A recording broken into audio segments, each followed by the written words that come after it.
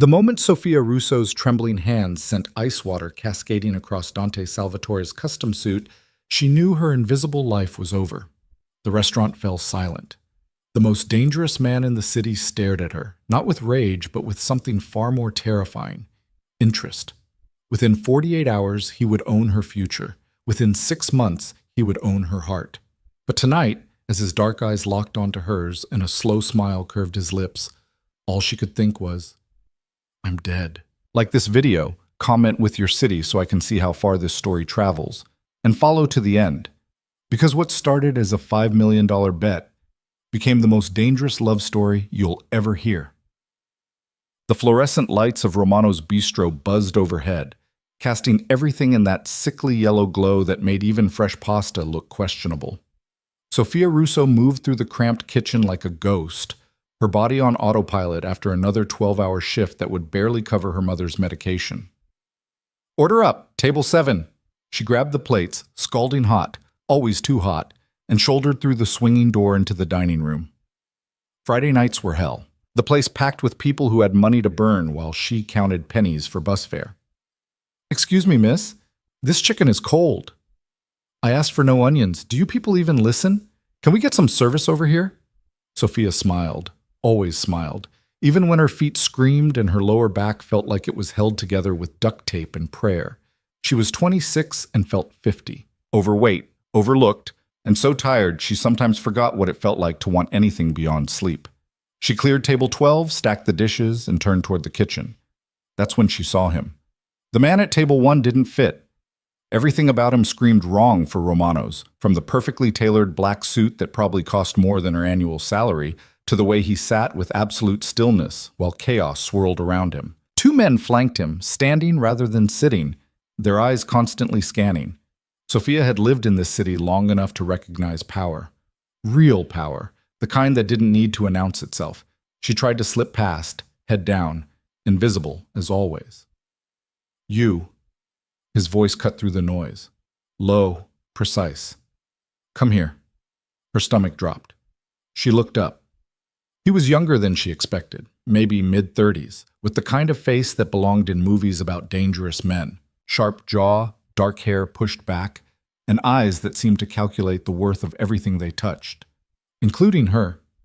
"Are you going to stand there staring, or are you going to take my order?" Heat flooded her cheeks. "Sorry, yes, what can I get you?"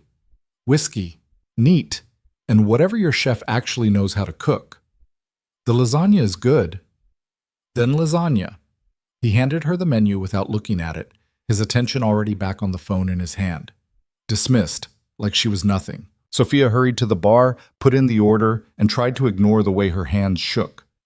Something about that man made the hair on the back of her neck stand up, made her want to be anywhere else. "Who's the suit?" Marco, the bartender, slid the whiskey across to her. "No idea." "Dante Salvatore." Marco's voice dropped. "You don't know who that is?" She shook her head. "Jesus, Soph, you really do live under a rock." He glanced toward table 1, then back. "That's the guy who owns half the city. And I don't mean real estate, I mean owns. As in, if you cross him, they find pieces of you in the harbor." The glass slipped in her grip. She caught it, barely. "You're messing with me." "I'm really not. Whatever you do, don't piss him off." Great. Perfect. Just what her disaster of a day needed. Sophia carried the whiskey back on a tray, moving carefully through the crowd. She was 3 feet from the table when someone shoved past her, drunk businessman, not watching where he was going. The tray tilted. Everything happened in slow motion, the glass sliding, her desperate grab for it, the amber liquid arcing through the air in a perfect, terrible parabola, and landing directly in Dante Salvatore's lap. The restaurant went silent, ice cubes scattered across the table, whiskey soaked into expensive fabric. Dante stood slowly, looking down at himself, then up at her. Sophia couldn't breathe. "I'm so sorry. Oh my God, I'm so sorry." She grabbed napkins, her hands shaking so badly she could barely hold them. "I'll pay for the cleaning. Stop." She froze. He tilted his head, studying her with an intensity that made her skin crawl. Not angry, not yet. Just watching, like she was a puzzle he was trying to solve. "What's your name?" Sophia. Sophia Russo. Sophia. He tested it, turning the syllables over. How long have you worked here? 3 years? And in those 3 years, has anyone ever really looked at you? The question hit like a slap. She opened her mouth, closed it. No, he said, answering for her. They don't. You're furniture to them. Background noise. Tears burned behind her eyes. She would not cry. Not here, not in front of him. I'm very sorry about your suit, Mr. Salvatore. Dante Salvatore. He pulled out his phone, tapped something, and her own phone buzzed in her pocket. That's my number. Be at Russo's on 5th Avenue tomorrow at 2. What? Why would I? Because I'm about to change your life. He stepped around her, his bodyguards falling into formation. Don't be late. And then he was gone, leaving her standing there with whiskey-soaked napkins and a restaurant full of staring faces. Sophia didn't sleep that night. She lay in her cramped apartment, one room, really, with a bathroom the size of a closet, and stared at the water-stained ceiling. Her mother's breathing rattled from the pull-out couch 6 feet away. Stage 4 cancer. The kind where doctors stopped using words like remission and started talking about comfort. Medical bills covered the tiny kitchen table in neat, hopeless stacks. $47,000. That's what she owed, even after insurance, after payment plans, after begging for discounts. Her mother had maybe 6 months. Maybe. And Sophia had $1,200 in her bank account. She pulled out her phone and stared at the number he'd sent. Dante Salvatore, the name Marco had whispered like a curse. I'm about to change your life. What did that even mean? Why would someone like him care about someone like her? Can't sleep? Her mother's voice was soft in the darkness. Just thinking. About that man Marco told me about? Her mom coughed, wet and thick. The one you dumped whiskey on? I didn't dump it. It was an accident. A pause. He gave you his number? Mom, go. What? Her mother shifted, trying to sit up. Sophia moved to help, propping pillows behind her. Whatever he wants, her mom said, go find out. What's the worst that could happen? He could be a killer, a monster. He could make me disappear. But she didn't say that. Instead, she kissed her mother's forehead and whispered, okay. Russo's on 5th Avenue was the kind of restaurant that had velvet ropes and a waiting list 3 months long. Sophia stood outside at 1:55 wearing her only decent dress, black, simple, covering all the parts of herself she'd learned to hide. A man in a dark suit appeared beside her. Miss Russo? She nodded. This way.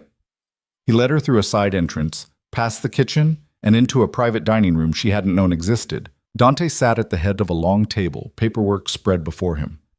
Sit, he said without looking up. She sat.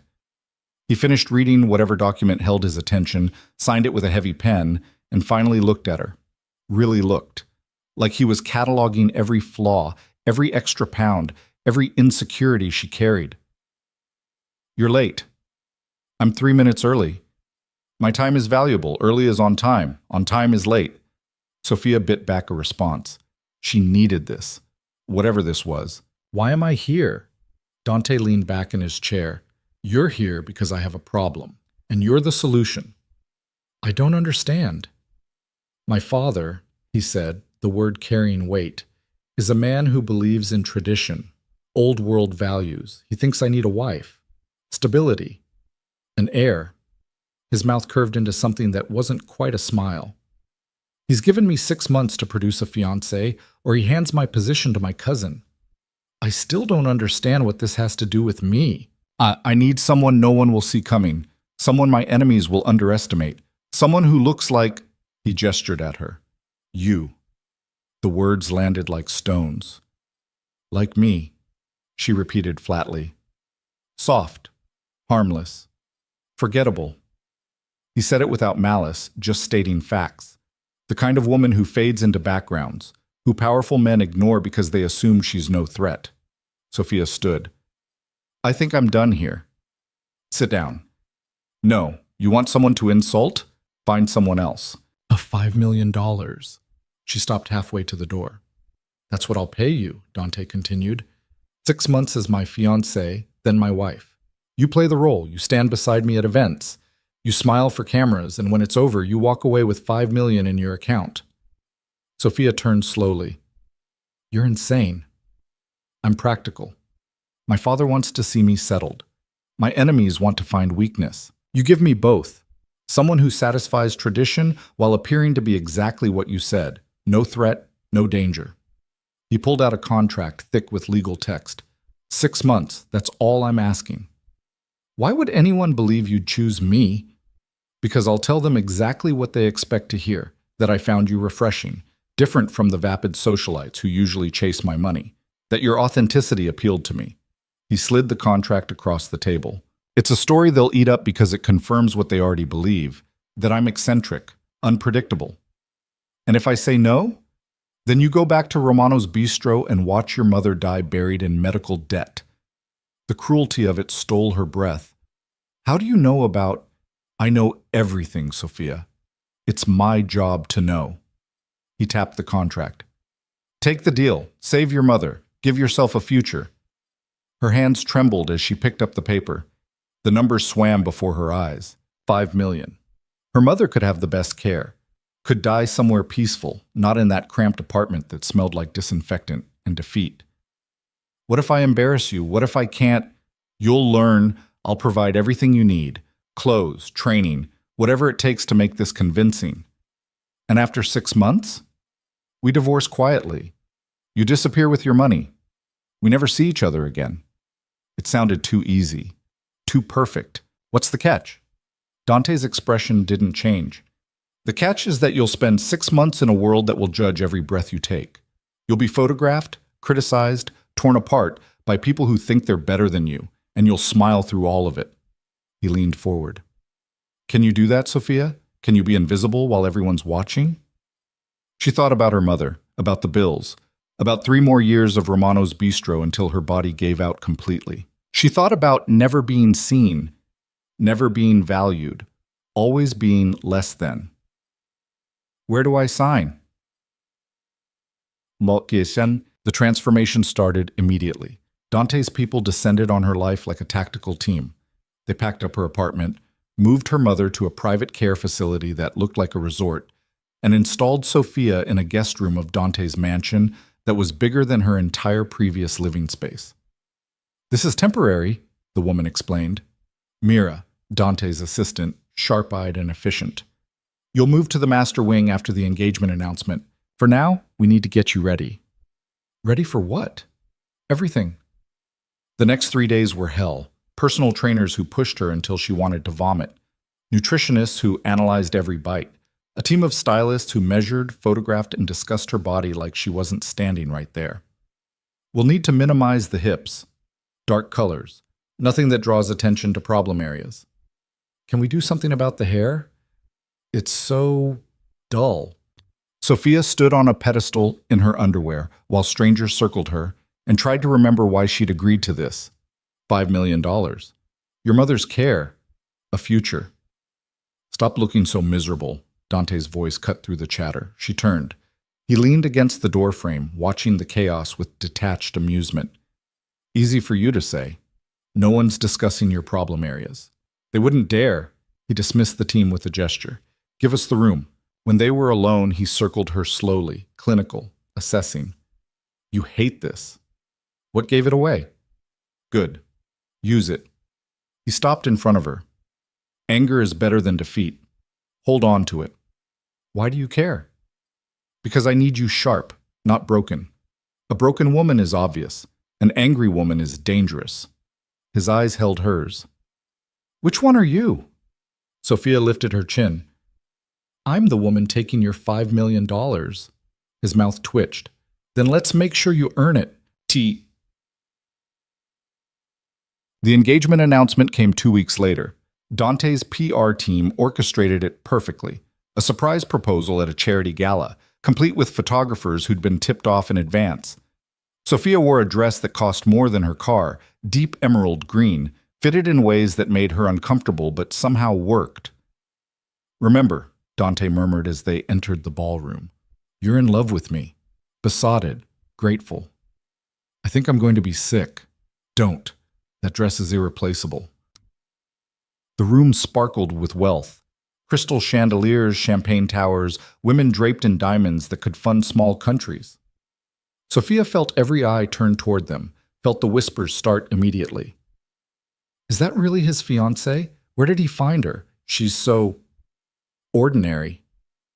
Dante's hand settled on her lower back, guiding her through the crowd. To anyone watching, it looked possessive, protective. Only she could feel how little pressure he actually applied, how careful he was not to actually touch her. Dante, congratulations! A silver-haired man approached, drink in hand. I heard the news. Quite the surprise. Marcus, good to see you. Dante's smile was pure calculation. This is my fiancée, Sophia. Marcus's eyes swept over her, dismissive. Charming. How did you two meet? She dumped a drink on me. Surprised laughter. How romantic. I thought so. Dante's arm tightened around her waist. A signal. She's refreshingly honest, different from the usual crowd. I can see that. Marcus's tone made it clear what he meant. Well, best wishes to you both. He walked away, and Sophia heard him mutter to his companion, Give it 3 months. Ignore him, Dante said quietly. I'm trying. No, I said ignore him. You're looking at the floor. Eyes up. You're my fiancé now. Act like it. She forced her head up, forced a smile. The next hour was torture. An endless parade of introductions, each one a fresh wound. The looks ranged from confusion to barely concealed amusement. No one was cruel enough to say it to her face, but she could read it in every expression. What is Dante Salvatore doing with her? By the time they reached the center of the ballroom for the proposal, Sophia's face hurt from fake smiling. Dante dropped to one knee with practiced grace, pulled out a ring box. The room fell silent. Sophia Russo, he said, loud enough for everyone to hear, you've given me something I didn't know I was missing. Will you marry me? Every eye in the room locked onto her. This was it, the moment that would define the next 6 months. She could say no, walk away, let him find someone else. Or she could take the hand of the most dangerous man she'd ever met and step into a life that terrified her. Yes, she whispered, louder. Yes! She let him slip the ring onto her finger, a rock so big it felt obscene. Yes, I'll marry you. Applause erupted. Dante stood, pulled her close, and kissed her. It was for show, completely for show. His lips barely brushed hers, his hands careful on her waist. But her heart hammered anyway, her skin flushed, and for just a second she forgot it was all a lie. When he pulled back, his eyes held a warning. Don't get confused. The rest of the night blurred. Congratulations she didn't deserve. Questions she'd been coached to answer. Through it all, Dante stayed close, playing the attentive fiancé while his eyes constantly scanned the room.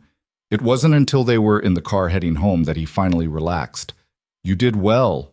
I felt like an imposter. You are an imposter. That's the point. He looked at her. But you held your ground. That's what matters. They hated me. They don't know what to make of you. There's a difference. Sophia twisted the ring on her finger. It caught the streetlights, throwing rainbow sparks. This isn't real, is it? The diamond. It's real. Everything about this needs to be convincing. He paused. You'll keep it when we're done. Part of the deal. I don't want it. Then sell it. I don't care. But while you're wearing it, you're mine. Act accordingly.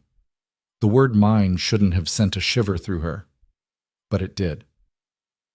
Life in Dante's world moved at a different speed. Within a week, Sophia had a new wardrobe, new hair, new everything. Stylists descended daily. She learned which fork to use, how to make small talk about nothing, how to smile when women who'd barely acknowledged her existence suddenly wanted to be her best friend. They don't like you, Mira explained during one of their coaching sessions.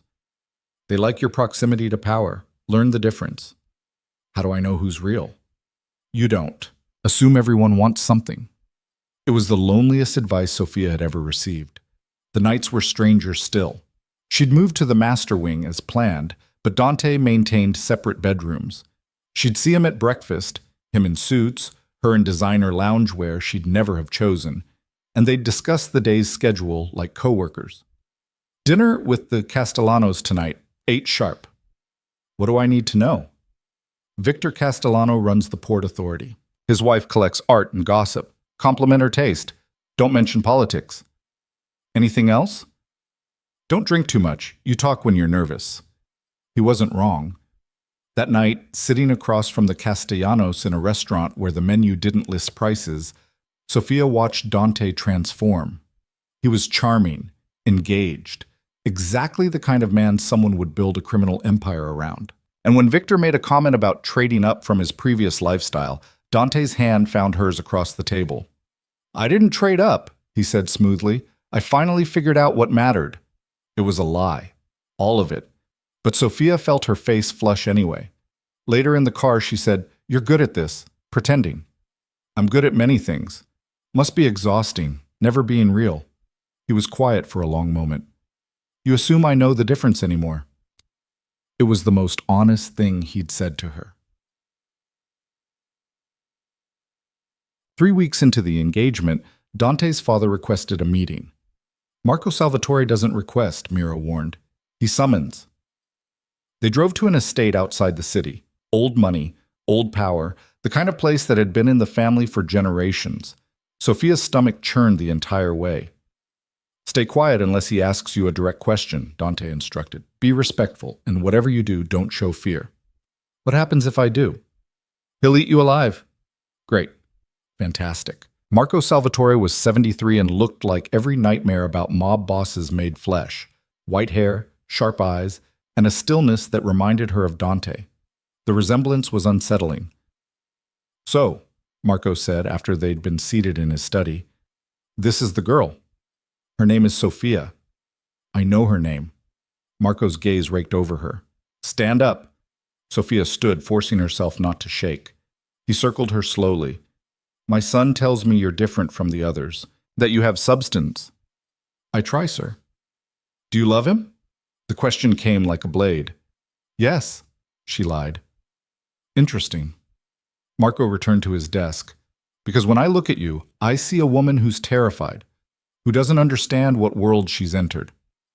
With respect, sir, anyone who enters this world and isn't terrified is a fool. Silence. Then Marco laughed, a rough barking sound. She has teeth, good. You'll need them. He looked at Dante. I approve, but understand this, girl. If you hurt my son, if you embarrass this family, you'll wish you'd stayed in whatever hole he found you in. Papa, she understands, don't you, Sophia? Yes, sir. Then we're done here. Outside, after they'd escaped, Sophia leaned against the car and tried to breathe. That was... I know. Dante looked almost impressed. You handled him better than most. I think I'm going to throw up. Please don't. This is a new car. Despite everything, she laughed. It came out shaky and wrong, but it was real. And for just a second, Dante smiled. Not the calculated smile he showed the world, but something genuine. It was gone in an instant, but Sophia saw it and realized with growing horror that this might be more complicated than she'd thought. The nightmares started in week 4. Sophia would wake gasping, tangled in sheets that cost more than her monthly rent used to, her heart hammering against her ribs.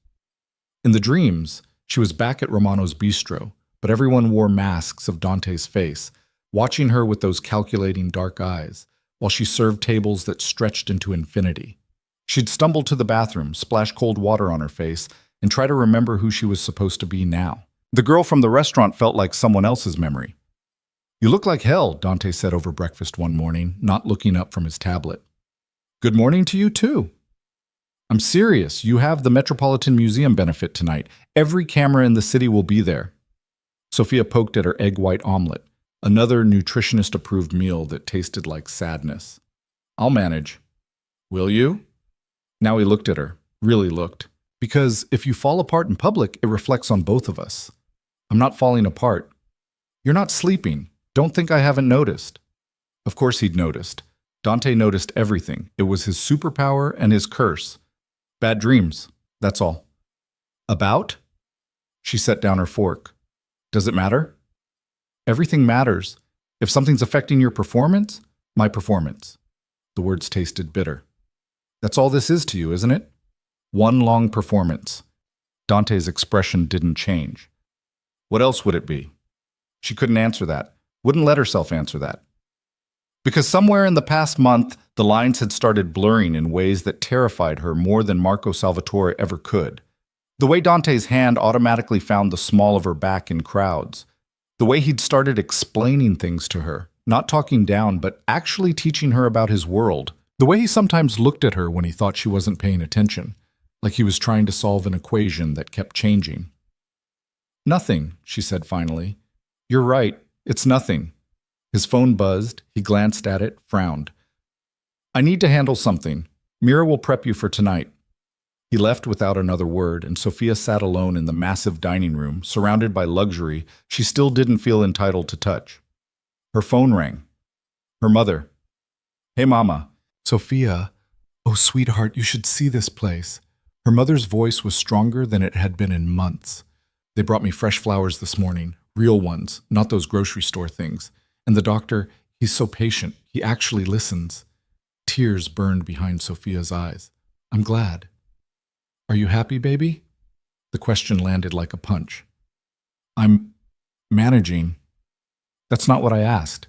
Sophia looked around the empty room, at the table that could seat 20, at the windows that overlooked a garden she'd never walked through. "I don't know what I am anymore." "Then figure it out. Life's too short to spend it pretending." Her mother coughed, softer now, thanks to better medication. "I love you. Don't forget that part of yourself." After they hung up, Sophia sat in the silence and wondered which part of herself her mother meant. Because she was losing track of all the versions she'd been. The invisible girl from Romano's, the fake fiancé playing dress-up, the woman who caught herself watching Dante's hands when he signed contracts, wondering what they'd feel like if he ever really touched her. She hated that last version most of all. The Metropolitan Museum benefit was exactly the kind of event Sophia had learned to dread. Old money, new money, and criminal money all pretending they couldn't tell the difference. She wore red, a bold choice, Mira had said, meant to make her impossible to ignore. It worked, for all the wrong reasons. Is that what she's wearing? Someone should tell her red isn't slimming. I mean, points for confidence, I suppose. The whispers followed her like smoke. Dante appeared at her side, immaculate in a tuxedo that probably cost more than the dress earning her so much attention. "Ignore them," he murmured. "Easy for you to say. No one's critiquing your body. They critique everything else. You learn to stop listening." "How?" He guided her toward the museum's main hall, where art worth millions hung on walls like wallpaper. By remembering their gnats, annoying but ultimately irrelevant. "These gnats control half the city." "No, I control half the city. They just don't know it yet." The arrogance should have been off-putting. Instead, Sophia felt something dangerously close to admiration. Dante moved through this world like he owned it because in many ways, he did. Dante and the lovely Sophia. A woman approached, mid-40s, dripping in diamonds, smile sharp as broken glass. "Victoria Chen, we met at the engagement party." "Of course." "The art collector."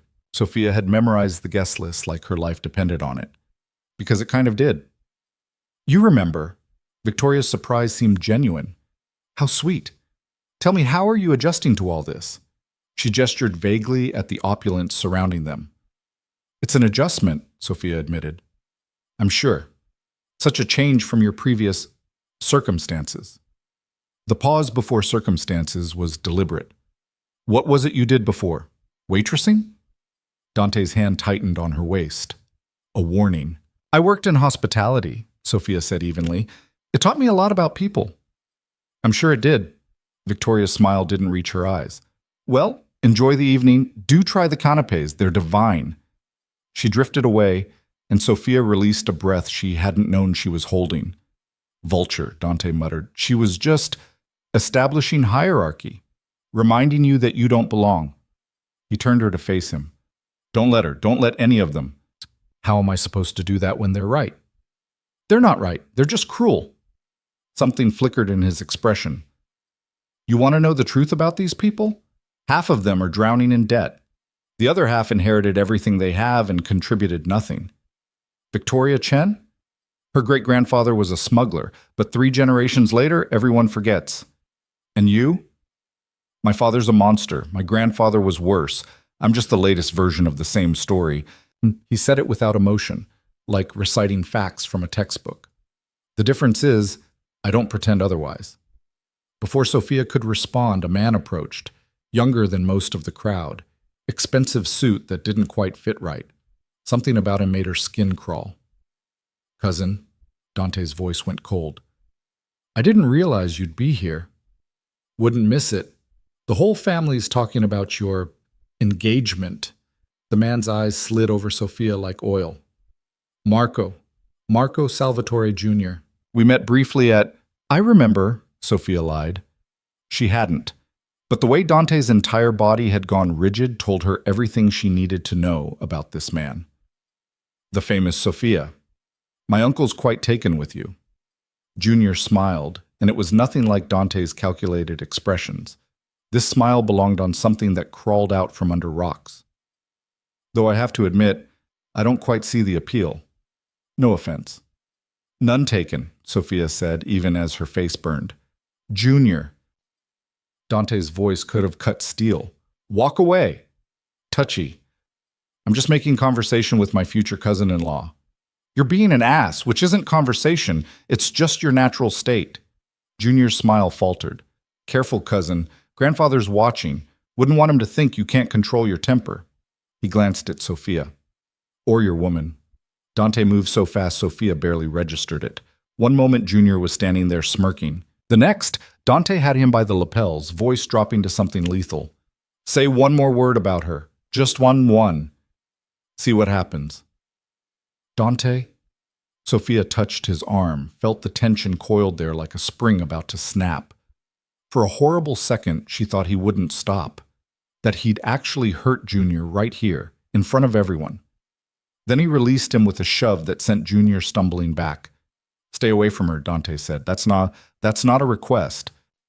Junior straightened his jacket, trying to salvage dignity. You're making a mistake with her. Everyone can see it.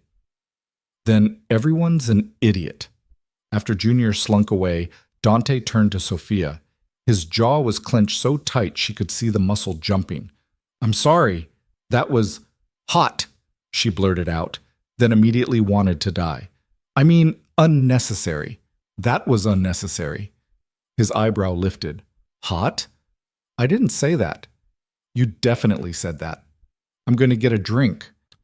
She fled toward this bar, face burning, cursing herself with every step.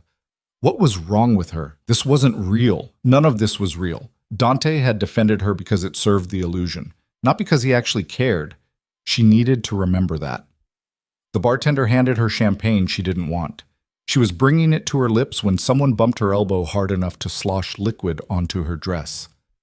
Oh no, I'm so sorry. The woman, early 20s, blonde, perfect, dabbed at Sophia's dress with a napkin, making it worse. It's fine, Sophia said, stepping back. Really, I'm such a klutz. Here, let me... I said it's fine. The woman stopped, napkin halfway to Sophia's chest. In her eyes, Sophia saw something that made her stomach drop. This hadn't been an accident. You should be more careful, the woman said sweetly. Champagne stains, especially on red. Everyone will notice. She walked away, and Sophia stood there with a spreading dark patch on her dress, feeling every eye in the room swivel toward her.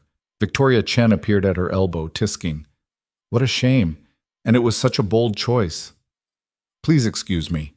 Sophia headed for the bathroom before the tears could start. She locked herself in a stall and pressed her forehead against the cool metal door. Breathed, counted to 10. Reminded herself that $5 million could buy a lot of therapy to process this humiliation. The bathroom door opened, multiple footsteps. Did you see her face? Brittany, you're terrible. What? Someone needed to take her down a peg, parading around here like she belongs. Sophia froze. I heard she was a waitress, like at a chain restaurant. No wonder Dante keeps her hidden. Can you imagine introducing that to actual people? Laughter. Cruel, casual laughter. Give it 2 months. He'll get bored and trade up. If he makes it 2 months, I give it 3 weeks before he realizes what a mistake he's made. They left, still laughing, and Sophia stayed in the stall until her legs stopped shaking. When she finally emerged, she looked at herself in the mirror. The stain had spread, dark and obvious. Her makeup was smudged. Her carefully styled hair was falling. She looked exactly like what she was, a girl playing dress-up in a world that would never accept her. The door opened again. Sophia braced for another attack, but it was just an older woman, 70 if she was a day, wearing a simple black gown and pearls that were probably worth a small fortune. "Champagne?" the woman asked, nodding at the stain. "Apparently I'm a magnet for spilled drinks. Or you're surrounded by jealous children who mistake cruelty for power." The woman moved to the sink, washing her hands with deliberate care. "I'm Elena Castellano, Victor's mother." Sophia remembered the dinner, the careful conversation. "We met at Russo's, yes. My son talks too much and listens too little. A family failing." Elena dried her hands, studying Sophia with sharp eyes. "They're tearing you apart out there." "I noticed." "Good. Means you're paying attention." Elena pulled out a compact, offered it to Sophia. "Fix your face. Then go back out there." "I look ridiculous. You look human. There's a difference." Elena snapped the compact shut after Sophia used it. "You want to know a secret? Most of these people are terrified. Terrified someone will discover they're frauds, that they don't deserve what they have, that they're one bad investment from losing everything. They hide it well. Because they've had practice. You haven't. That's not weakness. It's honesty." Elena moved toward the door, paused. "Dante Salvatore is many things, most of them unpleasant. But he's not stupid. If he chose you, he had reasons. Don't let these vultures convince you otherwise." She left, and Sophia stared at her reflection. Fix your face. Go back out there. She could do that. She'd done harder things, like watching her mother waste away, like accepting a deal with a dangerous man because the alternative was worse. This was just rich people being cruel. She'd survived worse. Sophia straightened her spine, fixed her lipstick, and walked back into the hall like she owned it. Dante found her within seconds, his eyes scanning the stain on her dress. "What happened?" "Accident. It's fine." "It's not fine. Who—" "It doesn't matter." She met his gaze steadily. "I can handle it." Something shifted in his expression. Surprise, maybe. Or respect. "Yeah," he said quietly. "I'm starting to think you can." They left the benefit early, claiming a headache that wasn't entirely a lie. In the car, Dante was silent, his jaw working like he was chewing through thoughts too dangerous to speak. "You're angry," Sophia said. "I'm furious." "At me?" "At them, at Junior, at every smug bastard who thinks they can—" He cut himself off, breathing hard. "This was a mistake. I should have prepared you better." "For what? Cruelty?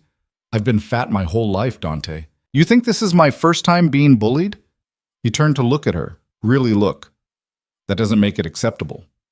"No, but it makes it survivable." She pulled off her heels. Her feet were screaming. "I knew what I was signing up for. A world that would judge me. You told me that from the beginning." "Knowing it and living it are different things." "Yeah, they are." She watched the city slide past the window. "But $5 million buys a lot of therapy." He almost smiled. "Almost. You're tougher than I thought." "Surprise, the fat girl has teeth." "Stop doing that." "Doing what?" "Reducing yourself to what they see. You're more than that." Sophia laughed, harsh and bitter. "Am I? Because from where I'm sitting, I'm exactly what everyone thinks. A girl who got lucky, who stumbled into something she doesn't understand or deserve." Luck had nothing to do with it. Dante shifted to face her fully. "I chose you because you were invisible. But you know what I'm realizing? You weren't invisible because you're unremarkable. You were invisible because people are lazy. They see surface and stop looking." "And you look deeper?" "I looked pragmatically, which led to the same place." He paused. "You survived poverty, watched your mother deteriorate, worked yourself to exhaustion for years. And you're still here, still fighting. That's not luck, that's steel." The words hit harder than any insult Victoria Chen could throw. "Why are you saying this?" "Because someone should, and because—" He stopped. something warring in his expression. Because this arrangement works better if you believe in yourself. Right. The arrangement, the deal, the performance. Sophia turned back to the window. We should maintain the fiction that I have a headache. I'll go straight to my room when we get back. Sophia, eat. Good night, Dante. She didn't wait for his response. The next morning, Sophia woke to find an envelope slipped under her door. Inside was a handwritten note on heavy cardstock. Self-defense training. 10 a.m., gym. Don't be late. It was unsigned, but she recognized Dante's sharp, efficient handwriting. She almost didn't go. Almost stayed in bed and pretended she hadn't seen it. But curiosity won. The gym was in the mansion's basement, a full setup with weights, cardio equipment, and a matted area that looked like it belonged in a dojo. Dante was already there, wearing workout clothes that should be illegal, wrapping his hands with practiced efficiency. You came, he said, not looking up. You left a cryptic note. What else was I supposed to do? Ignore it. Most people would have. He finished with his hands, tossed her a pair of gloves. Put these on. I don't know how to... I'm going to teach you. That's the point. Sophia pulled on the gloves, feeling ridiculous. Why? Because last night you were cornered in a bathroom by women who took pleasure in your pain, and you had no recourse, no power. He moved to the mat, gestured for her to follow. I can't control what they say, but I can teach you to stand your ground physically, to feel less helpless. I'm not going to punch Victoria Chen. No, but you'll know you could. There's power in that. For the next hour, he put her through basic defensive moves. How to break a grip, where to strike to cause maximum damage, how to use someone's weight against them. He was patient in ways she hadn't expected. When she fumbled a movement, he'd demonstrate again, adjusting her stance with hands that were surprisingly gentle. Good. Now again. Harder this time. She threw a punch at the pad he held. It landed with a satisfying thwack. Harder. I don't want to hurt you. You won't. I've been hit by professionals. Give me everything. So she did. Channeled every insult, every humiliation, every moment she'd felt small and worthless into her fist. The impact jolted up her arm. Dante stumbled back a step. There it is, he said, grinning, actually grinning. That's what I wanted to see. Sophia stared at her gloved hands, breathing hard, feeling something fierce and unfamiliar burn in her chest. Again, she said. They trained until she was drenched in sweat, her muscles screaming. But when they finally stopped, she felt different, stronger, like she'd reclaimed something she hadn't known was missing. Thank you, she said, pulling off the gloves. Don't thank me. Show up tomorrow. We're doing this every day until it's muscle memory. Every day? You want to survive this world? You need to be able to defend yourself in every way that matters. He started unwrapping his hands, and Sophia caught a glimpse of scarred knuckles, old injuries that had healed wrong. How many times have you had to defend yourself? More than I can count, less than I probably deserved. He looked at her. This life I've brought you into, it's dangerous, not just socially. People like Junior, my father's enemies, anyone who thinks they can use you to get to me, you need to be ready. You sound worried. I'm practical, there's a difference. But Sophia wasn't sure she believed him anymore. The training became routine. Every morning, 10 a.m., no excuses. Dante pushed her hard, sometimes too hard, but she learned how to fall without breaking, how to strike without hesitation, how to see threats before they materialized, and slowly, something else started happening. The morning conversation stretched longer. Coffee turned into breakfast, turned into Dante actually asking about her day, about her mother's progress, about what she thought of the latest social event they'd attended. You were right about the Marshalls, he said one morning, reading through emails while she stretched. Their company's about to collapse. How did you know? Mrs. Marshall's dress. She wore the same one to the last 3 events, and her jewelry was paste. Good paste, but paste. She's liquidating assets. Dante looked up from his phone. You got all that from a dress? You see what you pay attention to. Rich people ignore the help, but the help sees everything. His expression shifted, something between admiration and calculation. What else do you see? The Chens are having marriage problems. Robert Torres is embezzling from his own company. And your cousin Junior is planning something. I don't know what, but he watches you like he's waiting for you to fail. He's been doing that since we were children. Nothing new. Maybe, but he's getting bolder. Last week at the opera, he spent the whole intermission talking to your father. Whatever they discussed, it made Marco smile. Dante went very still. And you're telling me this now? I'm telling you now because I wasn't sure it mattered, but you asked what I see. He set down his phone, giving her his full attention. What else? So she told him. Every observation, every small detail she'd catalogued without consciously meaning to. Who was sleeping with whom? Which business deals were smoke and mirrors? Which of his supposed allies were positioning for betrayal? When she finished, Dante was quiet for a long moment. You're wasted as arm candy, he said finally. Excuse me? This, he gestured at her. What you just did, that's intelligence work, real intelligence. My people spend thousands bribing staff for information you gathered just by paying attention. Sophia felt heat rise in her cheeks. I just notice things. You notice everything, and you're smart enough to synthesize it into something useful. He pulled out his phone, typed something quickly.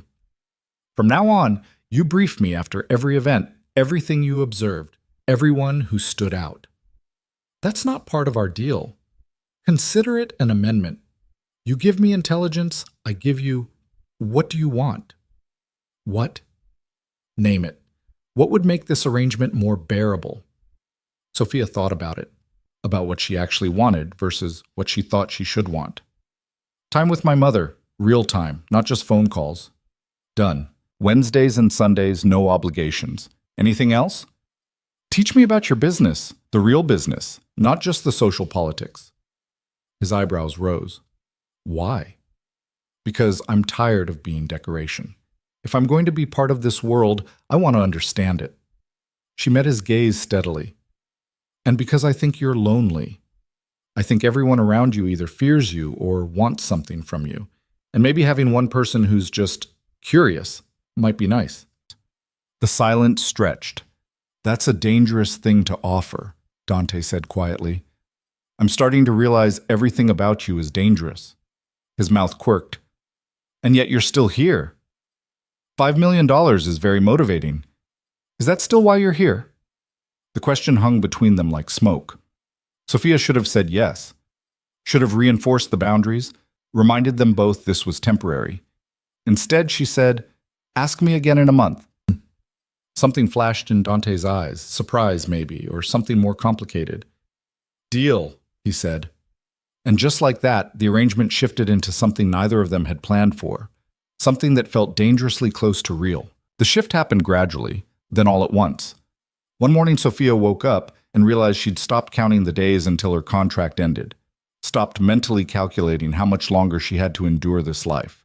Because somewhere between the brutal training sessions and the late-night briefings, between learning to read a room and learning to throw a proper punch, she'd stopped just enduring. She was living. It terrified her. You're distracted, Dante said, blocking her strike with ease. They were in the gym, 2 months into their daily routine, and he'd gotten better at reading her tells. What's going on? Nothing. Liar. He swept her legs and she hit the mat hard enough to knock the wind out of her. Again. And this time, focus. Sophia rolled to her feet, breathing hard. I am focused. On what? Because it's not on me. That was the problem. She was focused on him entirely too much. The way his shirt stuck to his back when he worked out. The rare moments when he laughed. Really laughed. Not the cold amusement he showed the world. The way he'd started asking her opinion on business decisions, actually listening when she answered. I'm tired, she said instead. That's all. He studied her for a long moment, then nodded. We'll cut it short today. You have that fitting at 2 anyway. Right, the wedding dress fitting, because in 3 weeks they were getting married. The thought sat in her stomach like a stone. Dante, can I ask you something?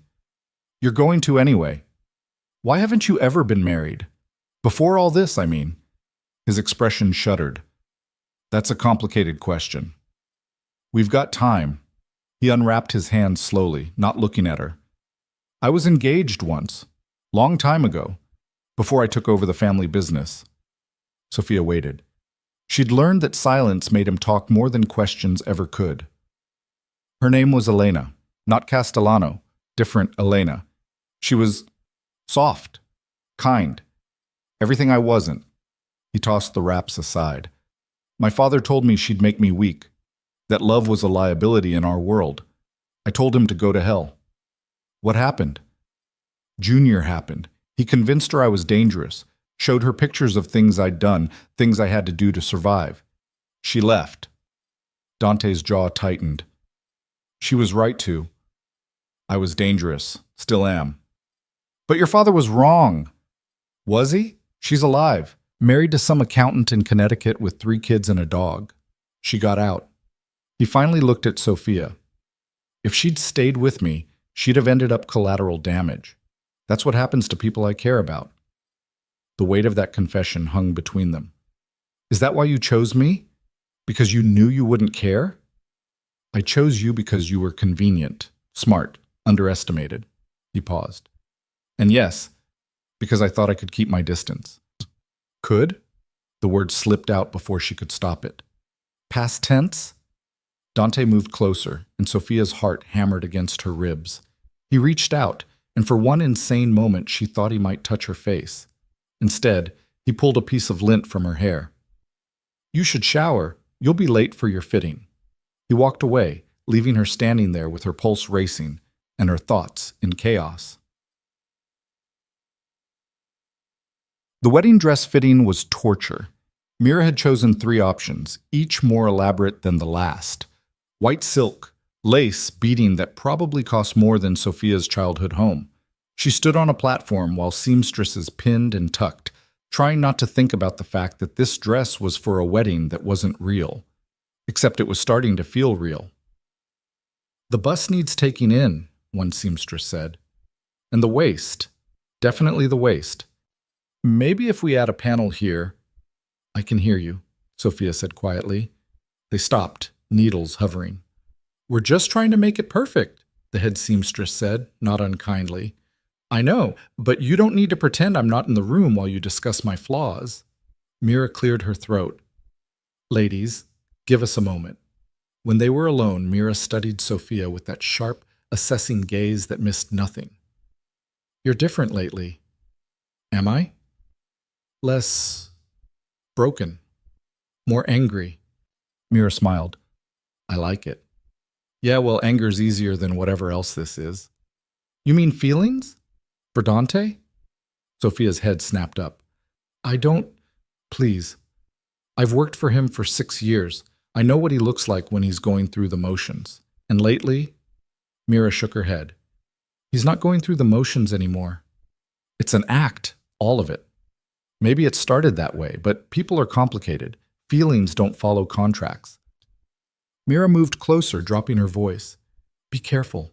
Dante's world doesn't forgive weakness, and loving him, that's the biggest weakness of all. I don't love him. Then you're a better liar than I thought. The seamstresses returned before Sophia could respond, and she spent the next hour being poked and prodded while Mira's words echoed in her head. She didn't love Dante. She couldn't. That wasn't part of the deal. But when she looked at herself in the mirror, wearing a wedding dress for a marriage that was supposed to be fake, she wasn't sure anymore.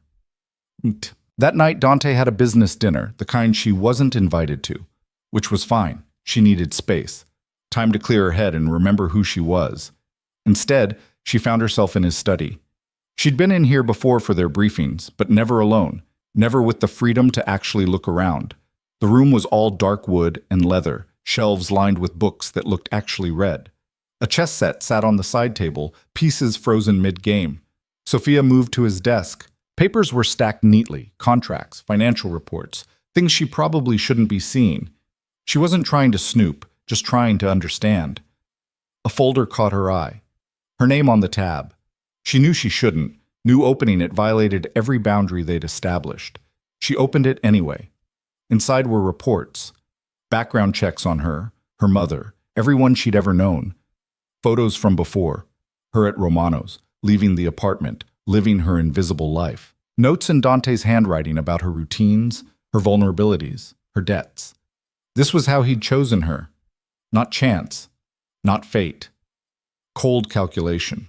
She'd known that, of course, but seeing it laid out like a dossier on a target made it real in ways that hurt. Sophia was about to close the folder when she saw the second section. Recent notes. Observations from the past 2 months. Smart. Observant. Stronger than she knows. Question her choice of self-defense training as therapeutic outlet. Laughs at terrible jokes. Hides vulnerability behind sarcasm. And then, in fresher ink, dated just 3 days ago. Reconsider terms. This isn't working. Her breath caught. He wanted out. Of course he did. She'd become a complication instead of a convenience. I should have locked that. Sophia spun around. Dante stood in the doorway, still in his suit, face unreadable. The dinner ended early, he continued, moving into the room. And I see you've been busy. I wasn't snooping. I was just going through my private files. Yeah, that's literally the definition of snooping. Heat flooded her face. I'm sorry, I shouldn't have. No, you shouldn't have. He took the folder from her hands, closed it. But now that you have, what's your question? What does that mean? This isn't working. Dante set the folder down, put distance between them. It means exactly what it sounds like.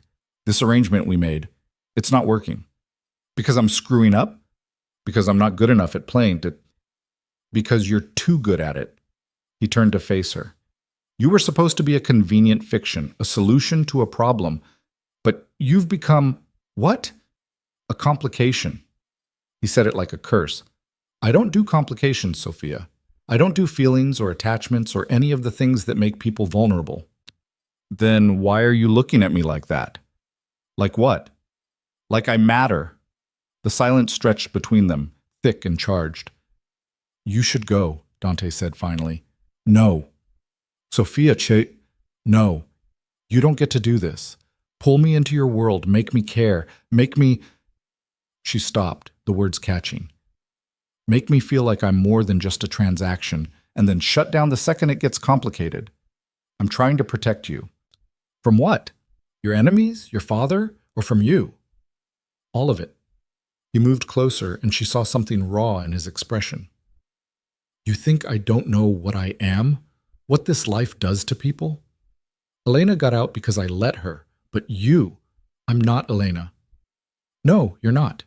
You're braver and stupider, and you look at me like I'm something worth saving. His voice roughened, and that terrifies me more than any threat Junior could make. Sophia's heart was beating so hard she could barely breathe. So what do we do? I don't know.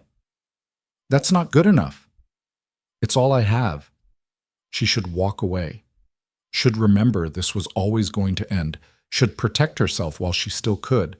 Instead, she closed the distance between them. Then figure it out, because I'm not leaving.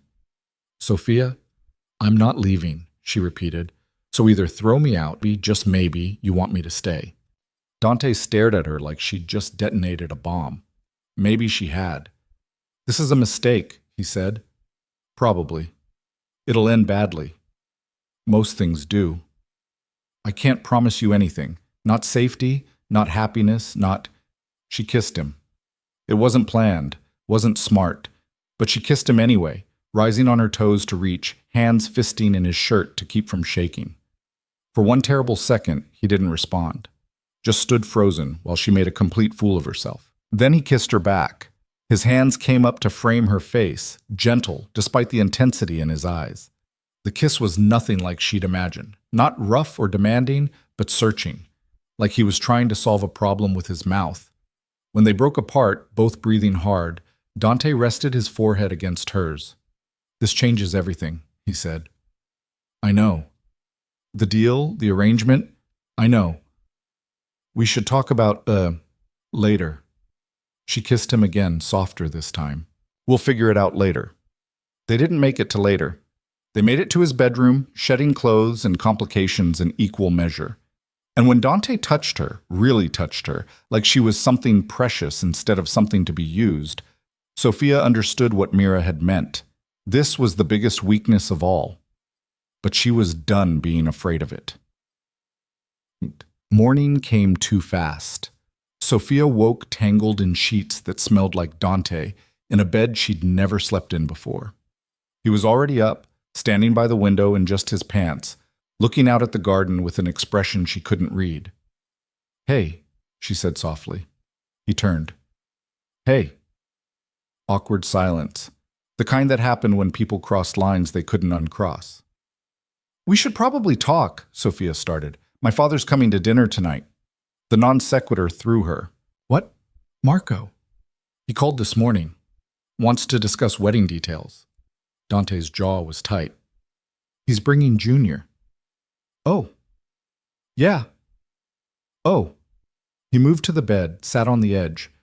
"Last night was a mistake? I was going to say inevitable, but mistake works too." Sophia sat up, pulling the sheet around herself. "You regret it." "I regret that it makes things complicated, that it puts you at risk, that my father's going to take one look at you tonight and know everything changed." He looked at her. "But do I regret you? No.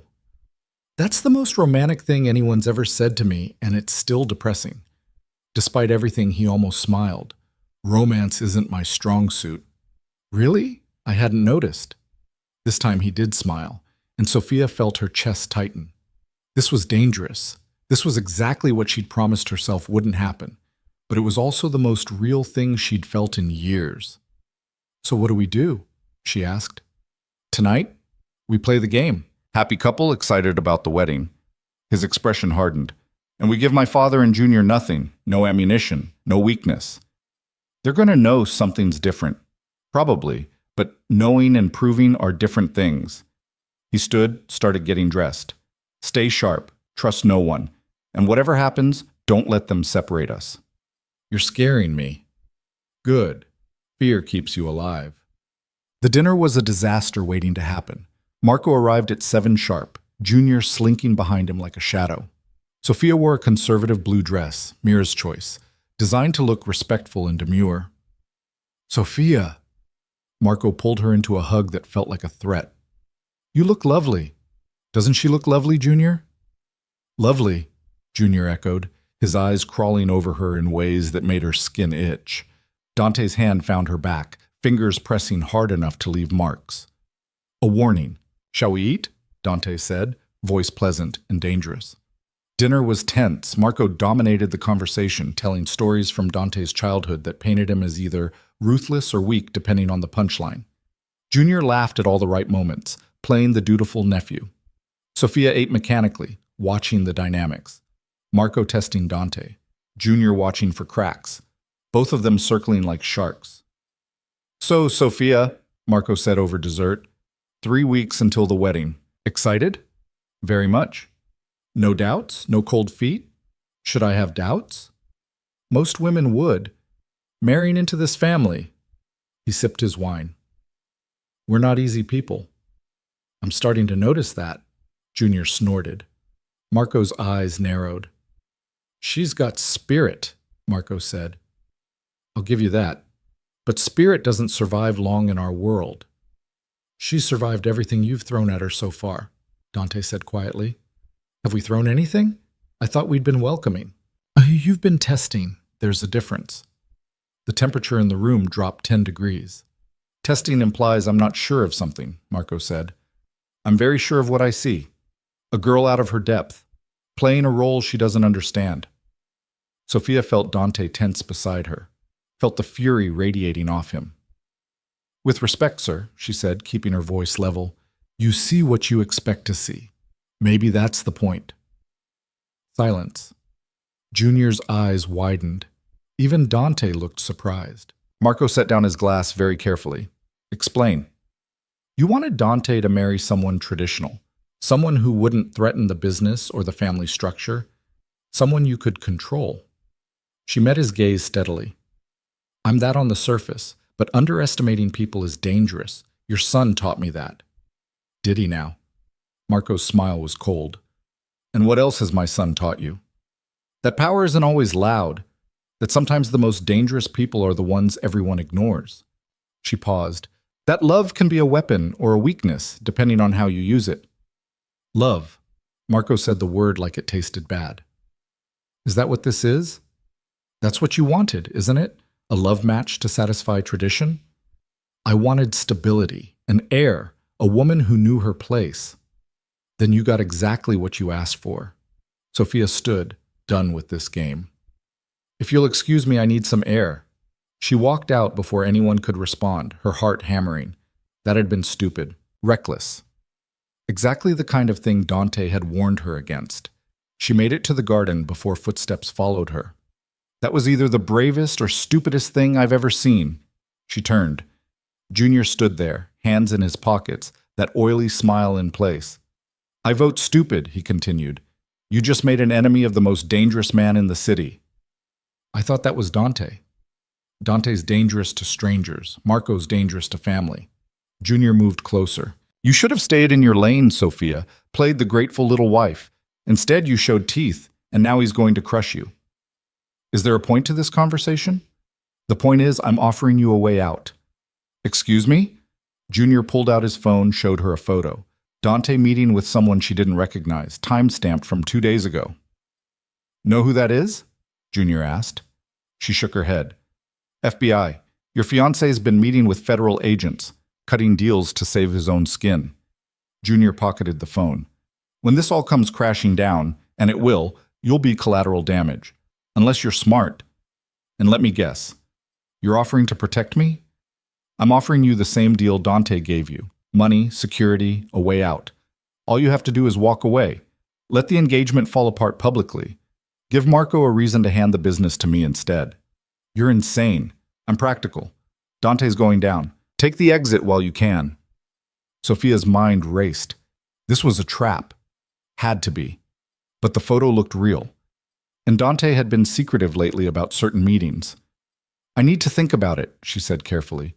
Don't think too long. Things are about to get very ugly. Junior started to leave, paused.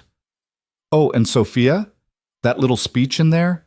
About love being a weapon?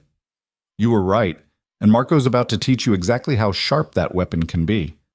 He disappeared into the darkness, leaving Sophia alone with doubt eating at her insides. She wanted to trust Dante, wanted to believe Junior was lying. But she'd seen the file, read the notes, knew Dante operated in shades of gray that most people couldn't navigate. What if Junior was right? What if this had all been another layer of manipulation she'd been too blind to see? Sophia. Dante's voice cut through her spiraling thoughts. He stood in the doorway, backlit by the house, face shadowed. What did Junior say to you? She should tell him, should lay it all out and trust he'd explain. Instead, she said, nothing important, just trying to get under my skin.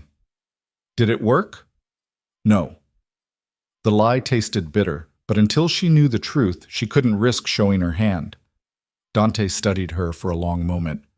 You're lying. So are you. About what? I don't know yet, but I'm going to find out. She walked past him, back into the house, feeling his eyes on her back. The game had changed again. And this time, Sophia wasn't sure whose side she was on. District. The next 2 weeks were a masterclass in paranoia. Sophia started paying attention to things she'd missed before. Dante's late-night phone calls he took in another room. Meetings that appeared on his calendar with no details. The way he'd sometimes look at her like he was calculating odds. She said nothing. Played the excited bride.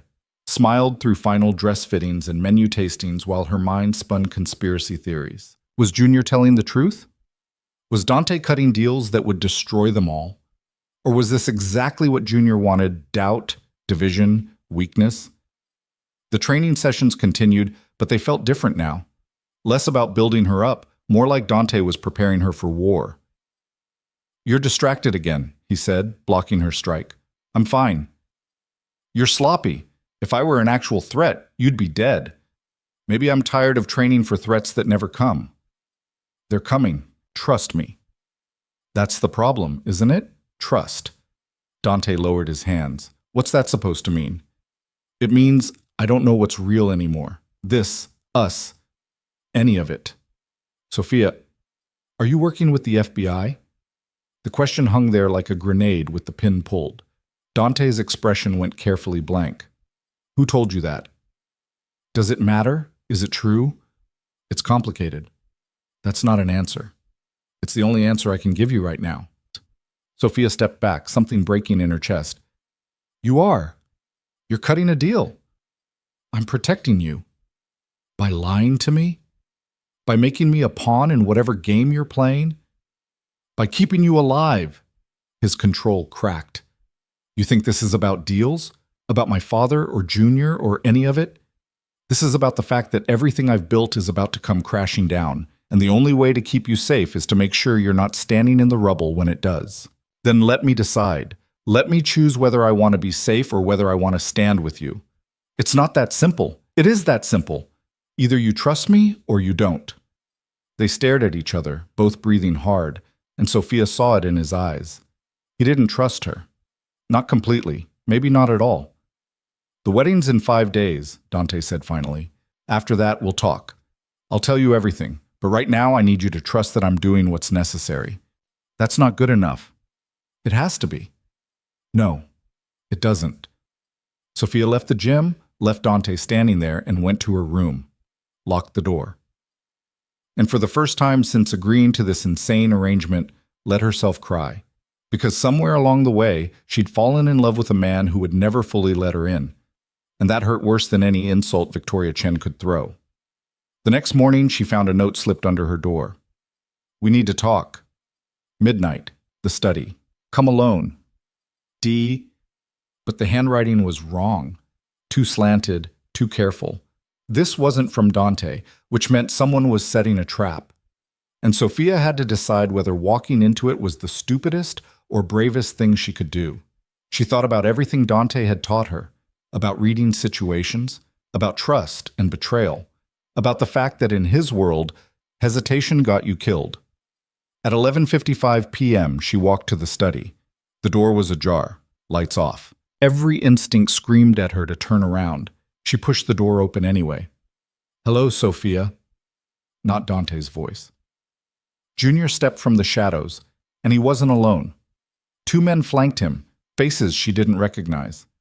Glad you could make it, Junior continued. We have so much to discuss. The door slammed shut behind her, and Sophia realized she'd just made a very, very bad mistake. Sophia's heart slammed against her ribs, but she kept her face neutral. 2 months of training with Dante had taught her that much. Never let them see fear. Junior. She glanced at the 2 men flanking him. Cute bodyguards. Dante has better ones. Funny. That mouth of yours is going to get you in trouble one day. Junior moved closer, and she forced herself not to step back. Oh, wait. Today's that day. What do you want? What I've always wanted. The family business. My rightful place. He circled her slowly. But Dante's in the way. And now, so are you. I'm nobody. You said so yourself. I said you were out of your depth, past tense. Junior stopped in front of her.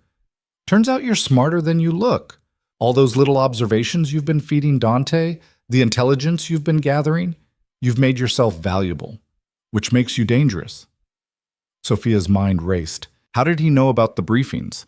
Unless someone in Dante's inner circle was feeding Junior information. So what's the plan? Kill me? That'll really endear you to the family.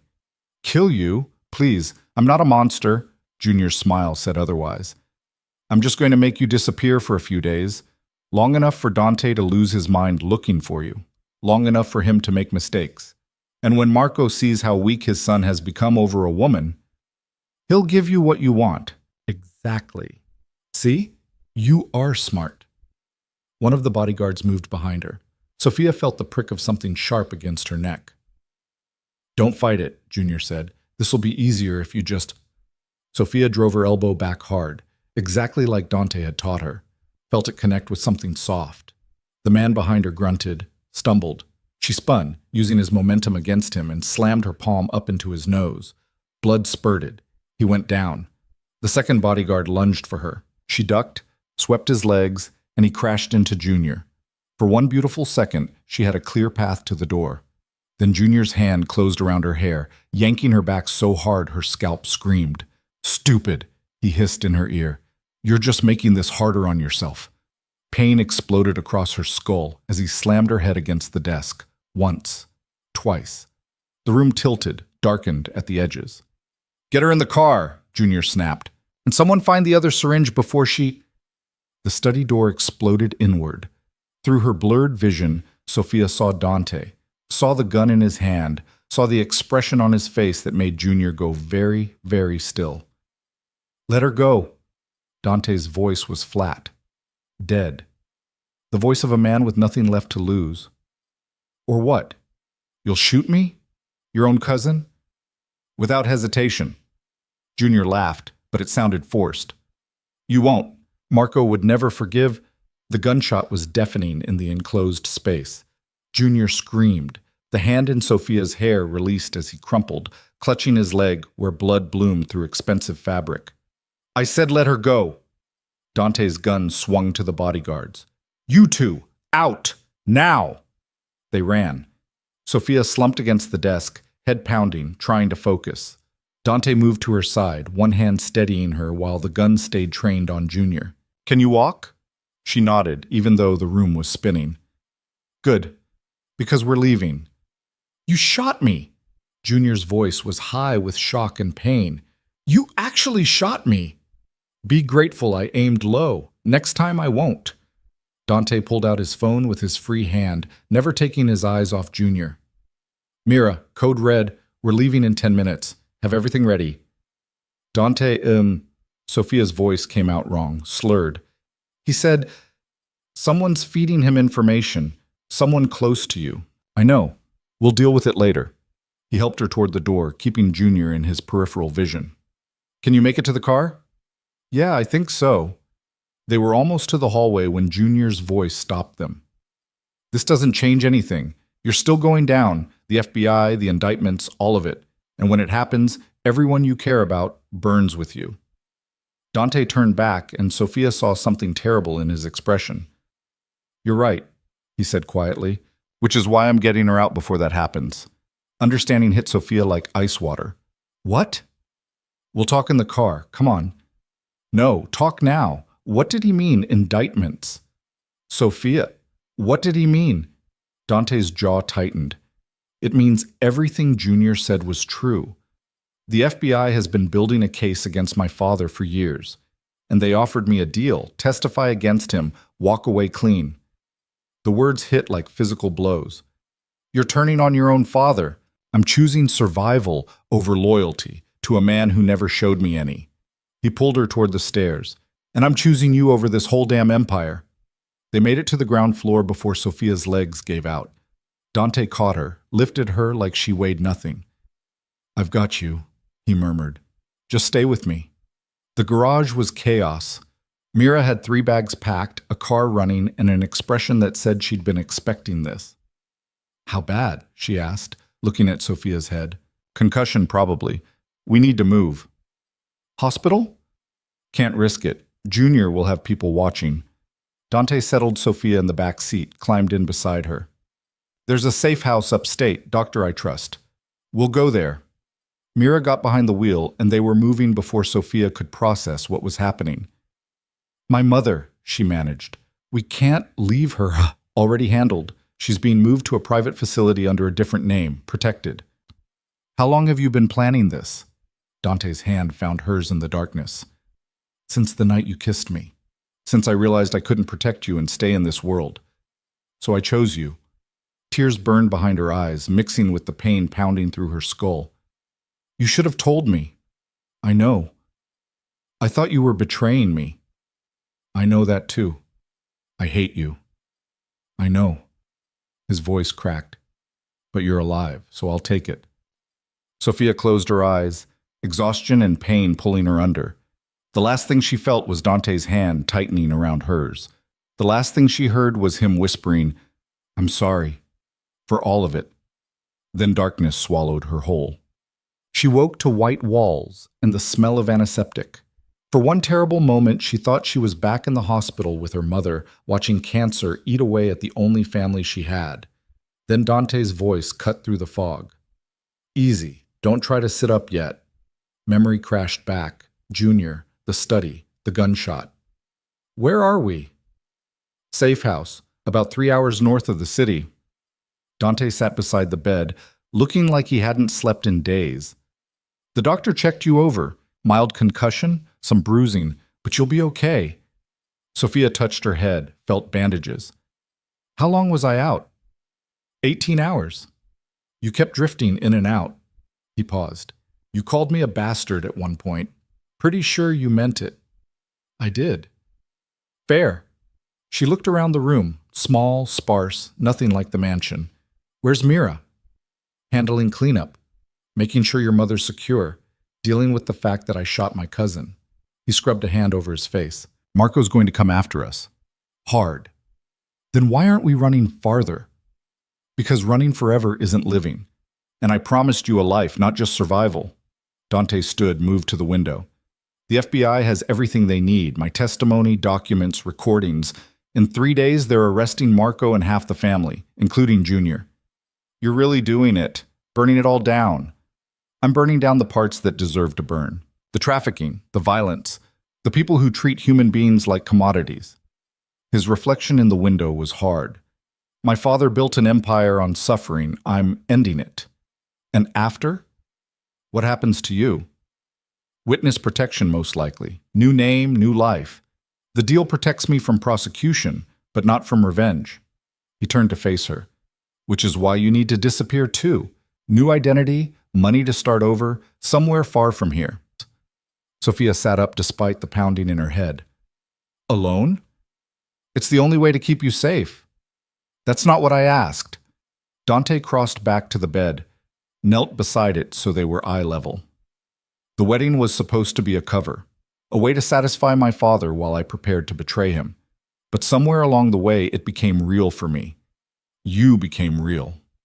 His hand cupped her face, gentle despite the calluses, which is exactly why I can't ask you to stay. Everyone I've ever cared about ends up collateral damage. I won't do that to you. What if I want to be collateral? Then you're as stupid as you are brave. Probably, but I'm also in love with you, so rational thinking went out the window a while ago. The words hung between them, impossible to take back. Dante's expression cracked. Sophia, I know it's a disaster. I know you're dangerous and broken and probably going to get me killed, but I also know that the past 3 months have been the most alive I've felt in my entire life. She grabbed his shirt, pulled him closer. So stop trying to protect me and let me decide what I'm willing to risk. This isn't just risk, it's guaranteed pain. Then we'll hurt together, better than hurting alone. He kissed her then, hard and desperate, like she was oxygen and he was drowning. When they broke apart, his forehead rested against hers. I don't know how to do this, he admitted. Love someone without destroying them. Then we'll figure it out, together. That's a terrible plan. You got a better one? Despite everything, he laughed. No, I really don't. The next 2 days passed in a strange bubble of domesticity and danger. Dante taught her how to shoot, not the training room stuff, but real combat shooting. How to clear a room. How to know if someone was following her. How to disappear if things went wrong.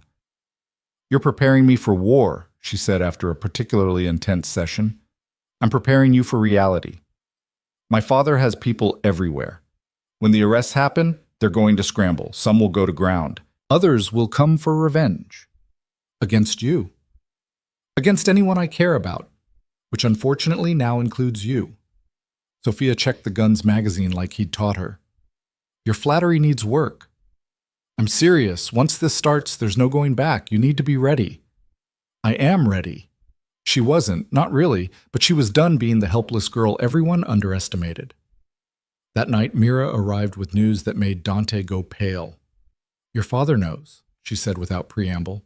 He knows about the deal, about the testimony, all of it. How? The FBI agent you were working with, Daniels, Junior got to him, bought him off. Mira pulled out her tablet, showed them photos of Daniels' meeting with Junior. He fed Junior everything, and Junior went straight to Marco. Dante's expression went cold. When? This morning. Marco's called a family meeting for tomorrow night. Every made man, every associate. He's going to make an example. Of who?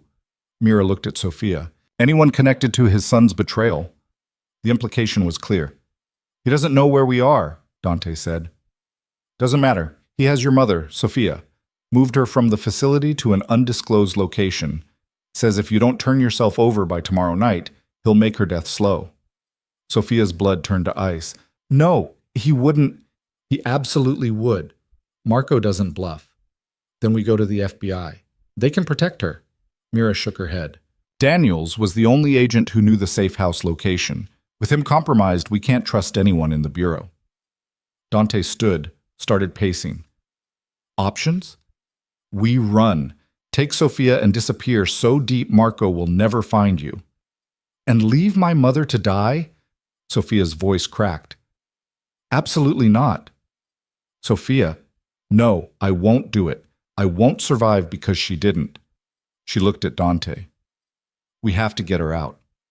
That's suicide. Marco will have the place locked down. Guards, cameras, the works. Then we'll be smart about it. There is no smart about this. It's a trap. He's using your mother as bait. I know that. Tears burned her eyes. But she's my mother. She's dying, and I won't let her last days be spent terrified because of choices I made. Dante stopped pacing, looked at her with something like resignation. You're not going to let this go. Would you? If it was someone you loved? He was quiet for a long moment. No, I wouldn't. Then help me. Please. Mira cleared her throat. For what it's worth, I might have an idea. Terrible idea, probably going to get us all killed, but an idea. The plan was insane. They'd use the wedding as cover. The one scheduled for tomorrow, the event Marco would never cancel because it would show weakness. The ceremony where the entire family would be gathered, along with press, allies, enemies, everyone who mattered in their world. He's expecting you to run, Mira explained. So we do the opposite. We show up, we get married. And while everyone's watching the ceremony, a team extracts your mother. What team? Sophia asked. We can't trust the FBI. No, but we can trust people who owe Dante favors, the kind of favors you don't refuse. Mira looked at Dante. You saved Victor Torres from that trafficking charge 3 years ago. His daughter from those kidnappers last year. Half the people at that wedding owe you their lives or their freedom. And the other half want me dead. Which is why this is insane, but it's also the only play we have. Dante turned to Sophia. If we do this, we're all in. No backing out when it gets ugly. I'm all in. Marco will know something's wrong the second we walk through those doors. Let him know. We're not hiding anymore. He studied her for a long moment, then turned to Mira. Make the calls. Get the team in place. And prep the wedding venue. I want every exit mapped, every contingency planned. Already done. Of course you did. Dante almost smiled. What would I do without you? Die, probably. Or make terrible life choices. Oh wait, you already did that when you fell in love with a waitress and decided to destroy your family. She was a very pretty waitress. I'm standing right here, Sophia said. We know. Mira grinned. Now let's go get your mother and burn this empire to the ground.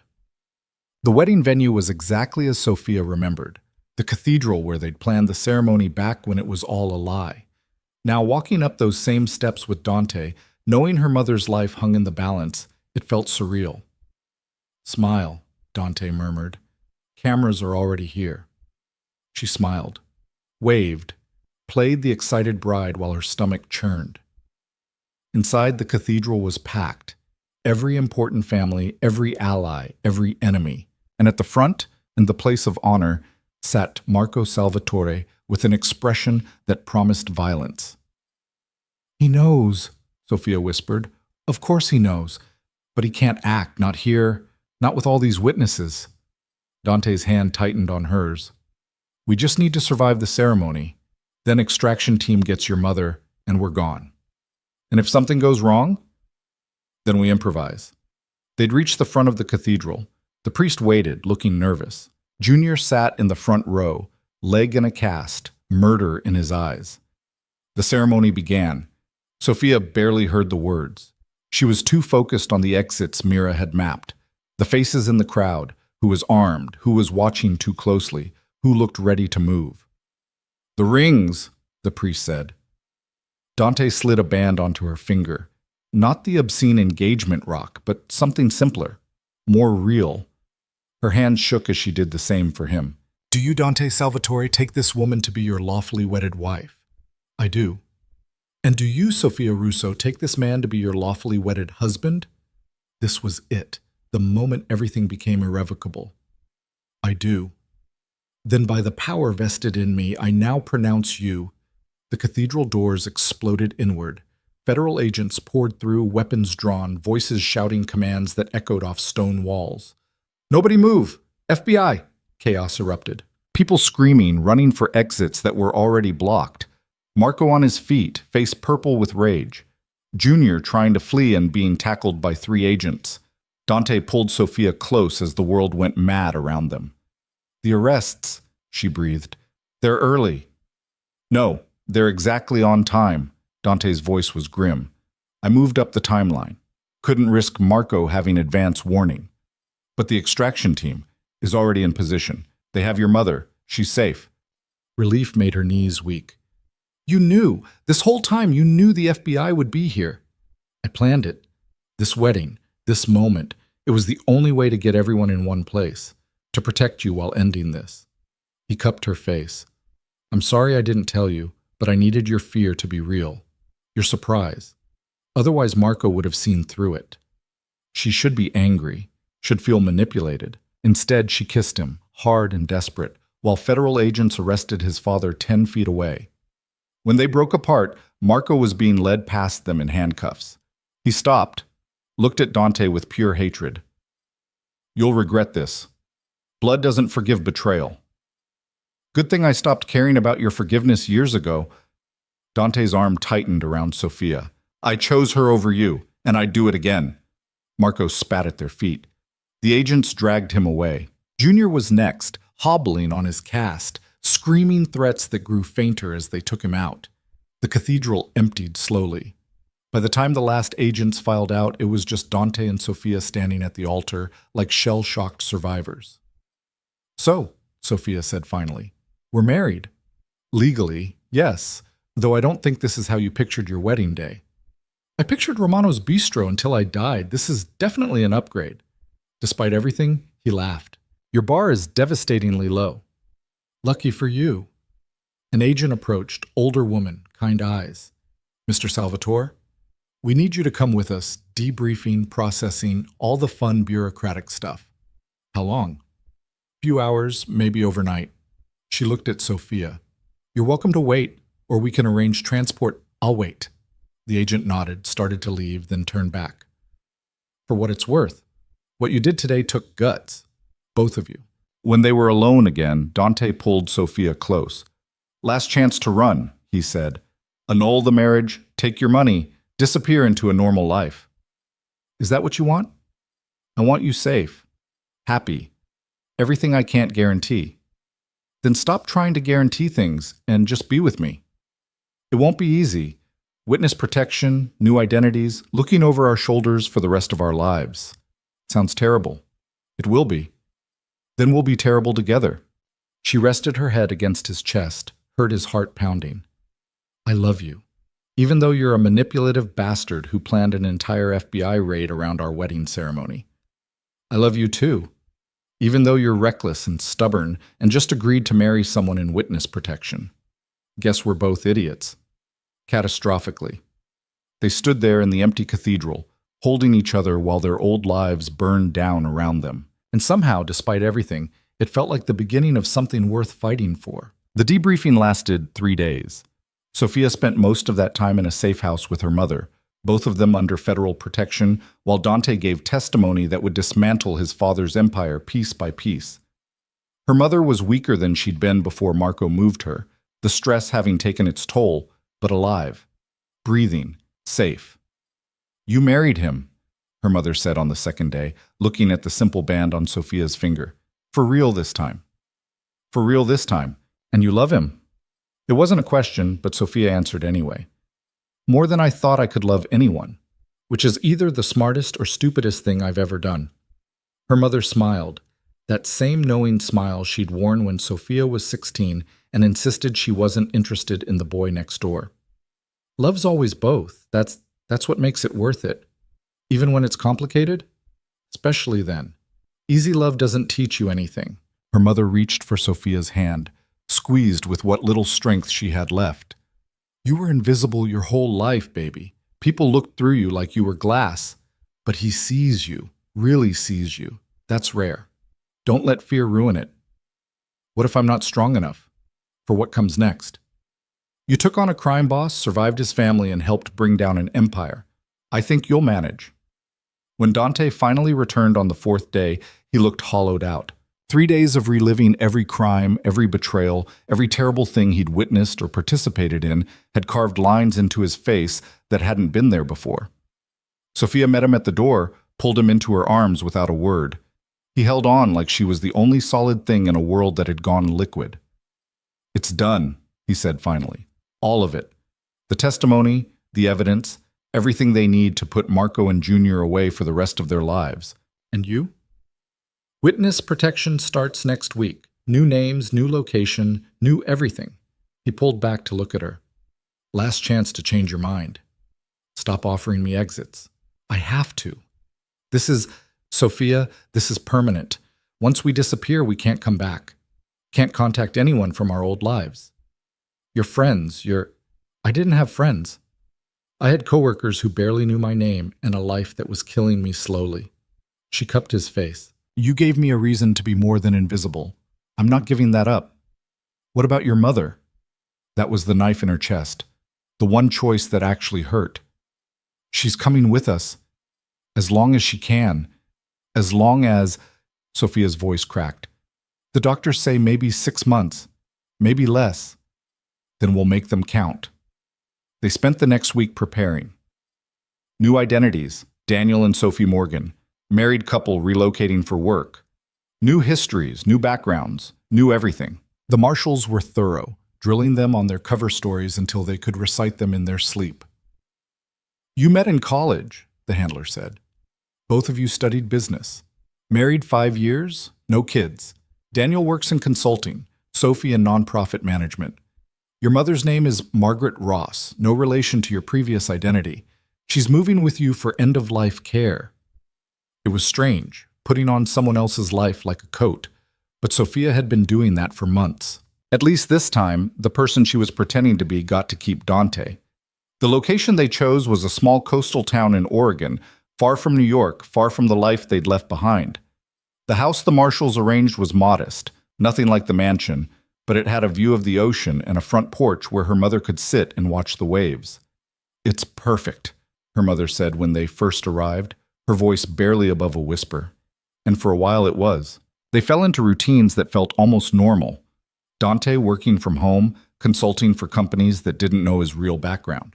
Sophia volunteering at a local women's shelter, using everything she'd learned about survival to help others escape their own dangerous situations.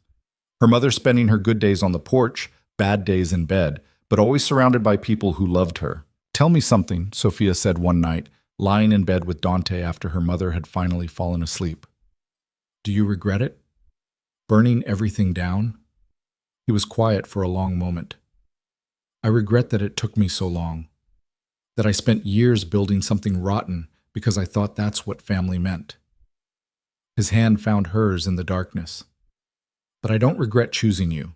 Even if it all went to hell tomorrow, I wouldn't regret you." "That's the most romantic thing you've ever said." "Still depressing, but romantic."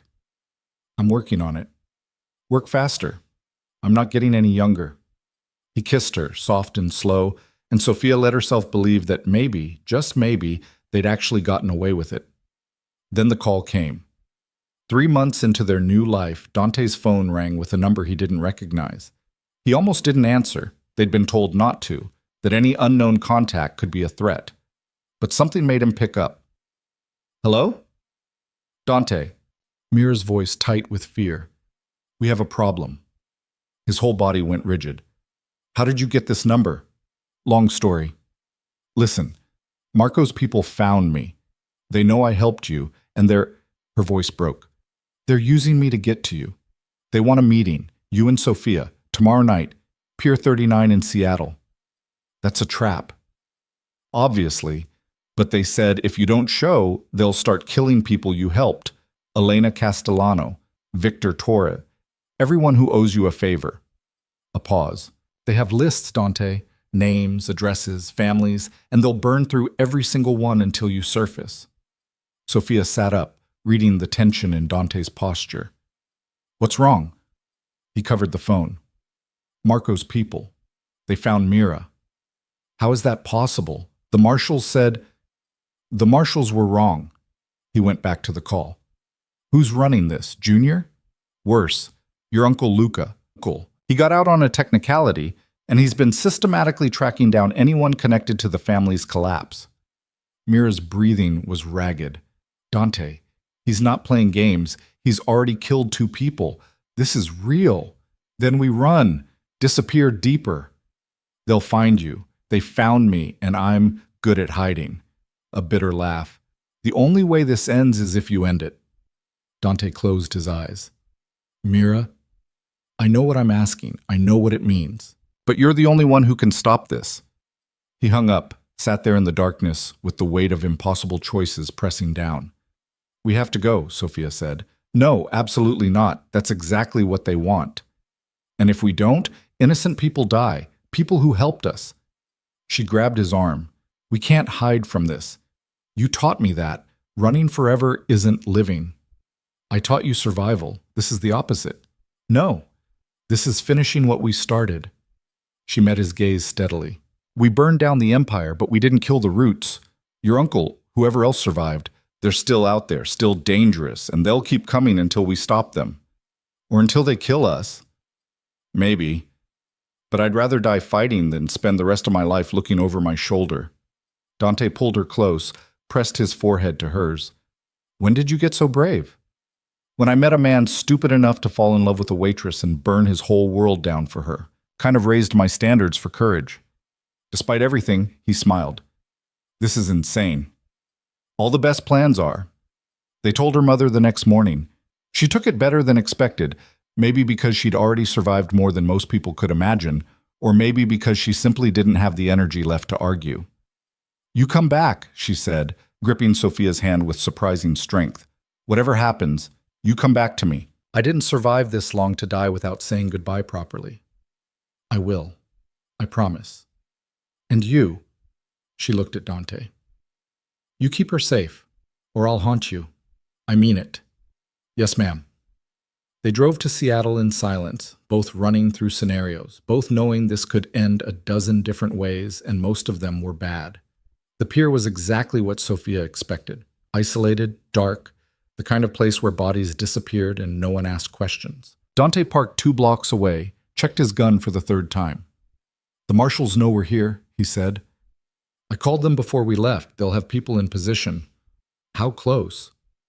Close enough to intervene if things go wrong. Not close enough to prevent us from getting hurt. He looked at her. Last chance. You can still walk away. Let me handle this. We're past that. We're in this together. Then stay behind me. And if I tell you to run, I won't. Sophia, I said I won't. We stand together or we fall together. Those are the only options. They walked to the pier hand in hand, and Sophia had never been more terrified or more certain of anything in her life. Luca Salvatore was waiting at the end of the pier, flanked by 4 men who looked like they ate nails for breakfast. He was older than Dante, grayer, with the same cold eyes that ran in the family. Nephew, he said, the word dripping contempt. And the whore who destroyed everything. How domestic. Let Mira go, Dante said, ignoring the insult. This is between us. Is it? Because from where I stand, everyone's involved. You didn't just betray Marco, you betrayed the family, the code, everything we built. Everything you built on corpses and suffering, yeah, I betrayed that, and I'd do it again. Luca's expression didn't change. I figured as much, which is why I'm giving you a choice.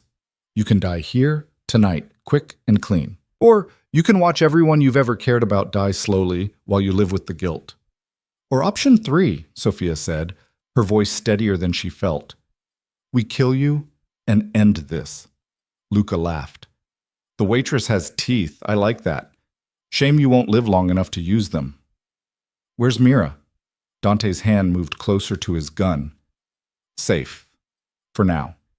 You want her back? You trade yourself. Simple. And her? Dante gestured to Sophia. Her? She dies regardless. She's the cancer that infected you, the weakness that brought down the family. I'm doing you a favor. Everything happened at once. Luca's men drew weapons. Dante shoved Sophia down, pulled his own gun. Shots exploded across the pier, deafening in the salt air. Sophia rolled, came up with the gun Dante had given her, fired at the nearest man. Watched him drop. Felt nothing but the ice-cold focus Dante had trained into her. More gunfire. Federal agents swarming from the shadows. The marshals had been closer than Dante thought. The pier erupted into chaos, bullets and shouting and bodies hitting the ground. Through it all, Sophia kept moving, kept firing, kept searching for Dante in the madness. She found him locked in combat with Luca, both of them bloody, both refusing to go down. She raised her gun, tried to get a clean shot, but they were moving too fast. Then Luca's knife found Dante's side. Sophia screamed, fired without thinking. The bullet caught Luca in the shoulder, spun him around. Dante used the opening, drove his own blade up under Luca's ribs. Luca went down hard, gasping, blood pooling beneath him. "You," he choked out, looking at Sophia. "You did this, all of it." "Yeah," she said, standing over him. "I did, and I'd do it again." He died with fury in his eyes. The shooting stopped. Federal agents secured the pier, arrested the surviving men, called for medical. Sophia dropped her gun and ran to Dante, who was on his knees, hand pressed to his bleeding side. "I'm okay," he said before she could ask. "It's not deep. I'm okay." "You're bleeding." "I've bled before." "That's not comforting." Wasn't trying to be comforting, was trying to... He swayed and she caught him. Paramedics arrived, loaded him into an ambulance over his protests. Sophia climbed in beside him, holding his hand while they worked. "Mira?" he asked the nearest marshal. "We found her. She's roughed up, but alive. They had her in a warehouse 2 miles from here." Relief flooded his face. "Good. That's good." The marshal looked at Sophia. "You both did good tonight. Reckless, but good." "Is it over?" she asked. "Really over?" "Luca was the last one with the resources to come after you. With him gone, the family's finished. Done." The marshal paused. "You can actually disappear now. Live your lives." At the hospital, they stitched Dante up and declared him lucky. The knife had missed anything vital. He'd have a scar, more pain to add to his collection, but he'd survive. They all would. Mira met them at the hospital, bruised and bandaged, but alive. She hugged Dante so hard he grunted in pain. "Idiot," she muttered. "Complete idiot. Love you too. I quit. Effective immediately. This is the last time I'm saving your ass." "You say that every time." "This time I mean it." But she was smiling through tears. When they were alone again, waiting for discharge papers, Dante pulled Sophia onto the hospital bed beside him. "So," he said, "we survived." "Barely." "Still counts." He kissed her temple. "What do we do now?" "We go home. We spend time with my mother. We build a life that's actually ours instead of someone else's design." Sounds boring. Sounds perfect. And somehow, impossibly, it was. Sophia's mother died 4 months later, on a Tuesday morning with sun streaming through the windows and both of them holding her hands. "I'm proud of you," she whispered to Sophia near the end. "You were invisible and you made yourself seen. That takes strength most people never find. I learned from you. Liar. But I love you for saying it." Her eyes found Dante. "Take care of my girl." "With my life," he promised. She smiled. "Good. Because she'll kick your ass if you don't." Those were her last words. She drifted off after that, breathing slowing, until finally it just stopped. Sophia sat there holding her hand for a long time after, feeling the weight of being truly alone in the world for the first time. Except she wasn't alone. Dante held her while she cried, made arrangements she couldn't think through, stood beside her at a small funeral attended by people from their new life who'd never known Margaret Ross was really someone else entirely. The grief was sharp and awful and somehow survivable because she didn't have to carry it alone. She would have liked this, Sophia said after, standing on their porch and looking at the ocean. The quiet, the peace, everything we built. She got to see you happy. That's something. Yeah, it is. They stood there in silence, and Sophia realized she'd come full circle. Started as a girl no one noticed, became someone else entirely, and ended up right back at invisible, just in a better way this time. A chosen invisibility, where she controlled who saw her and who didn't. "I want to do something," she said suddenly. "With the money from the deal, something that matters." "What are you thinking?" "A foundation. For women trapped like I was, working dead-end jobs, buried in debt, watching family members die because they can't afford care." She turned to face him. "We could actually help people. Make something good out of all the terrible." Dante studied her for a long moment, then smiled. "You know what? That sounds perfect." They started small, a local program helping women escape poverty, providing job training and medical assistance and resources Sophia wished she'd had years ago. But it grew. Within a year, they'd expanded to 3 cities. Within 2, they were national. Sophia ran it from their small Oregon house, using skills she'd learned from watching Dante navigate his world: how to read people, how to build networks, how to turn resources into real change. She was good at it, better than she'd ever been at being invisible. And Dante was right there with her, using his business mind for something that actually built instead of destroyed. They had fights.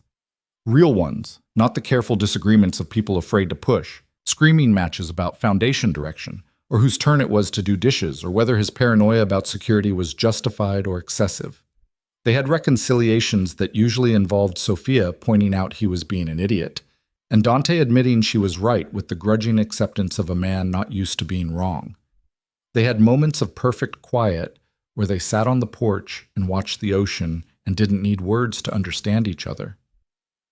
They had a life. On their 5th anniversary, real anniversary counting from the chaotic cathedral ceremony, Sophia woke to find Dante already up, coffee made, looking out at the water with an expression she'd learned meant he was thinking too hard. "What's wrong?" she asked. "Nothing's wrong. I'm just—" He turned to face her. "I never thought I'd make it here. To this. 5 years of normal, of actually being happy." "That sounds like a complaint." "It's an observation. I kept waiting for the other shoe to drop. For something to go wrong, for my past to catch up." He pulled her close. "But it hasn't. We're actually okay. We're more than okay. We're alive. We're building something good. And you haven't shot anyone in years. 4 years, and he had it coming." He was a door-to-door salesman. An aggressive door-to-door salesman. She laughed, the sound carrying over the waves. "You're impossible. And yet you married me." "Biggest mistake of my life." "You say that, but—" She kissed him, shutting up whatever joke he was building to. When they broke apart, she rested her forehead against his. "Thank you," she said quietly. "For what?" "For seeing me, when no one else did. For choosing me when you could have had anyone. For giving me a life instead of just survival." "Sophia, let me finish. I was invisible my whole life, fading into backgrounds, disappearing into rooms, existing without living. And you dangerous, broken, impossible man, you made me visible, not to the world, to myself." She pulled back to look at him. "That's the real gift. Not the money or the safety or in any of it. You taught me I was worth seeing." Dante's eyes were suspiciously bright. "I didn't teach you that. I just recognized what was already there." "Then we'll call it even." They stood there on their porch, 5 years and a lifetime away from a girl spilling ice water and a man seeing opportunity. 5 years from a fake engagement that became real in the most unexpected way. "You know what the crazy part is?" Dante said. "What?" "I made a $5 million bet that I could marry someone for 6 months without caring, and I lost it in less than 3. You lost it the night I kissed you. Admit it." "I lost it the night you stood up to my father, but the kiss definitely sealed it." Sophia smiled, watching the sunrise paint the ocean gold. "Worth it? Every dollar? Every risk? Every moment of terror?" He kissed her temple. "I'd lose that bet 1,000 times to end up here. From invisible to unforgettable. From surviving to living. From a transaction to a truth." They'd started as a deal built on desperation and ended as something neither of them had planned for. 2 broken people who found a way to be whole together. The foundation expanded to 10 cities. Then 20. Sophia hired staff who understood what it meant to be trapped, who'd lived through their own versions of invisibility.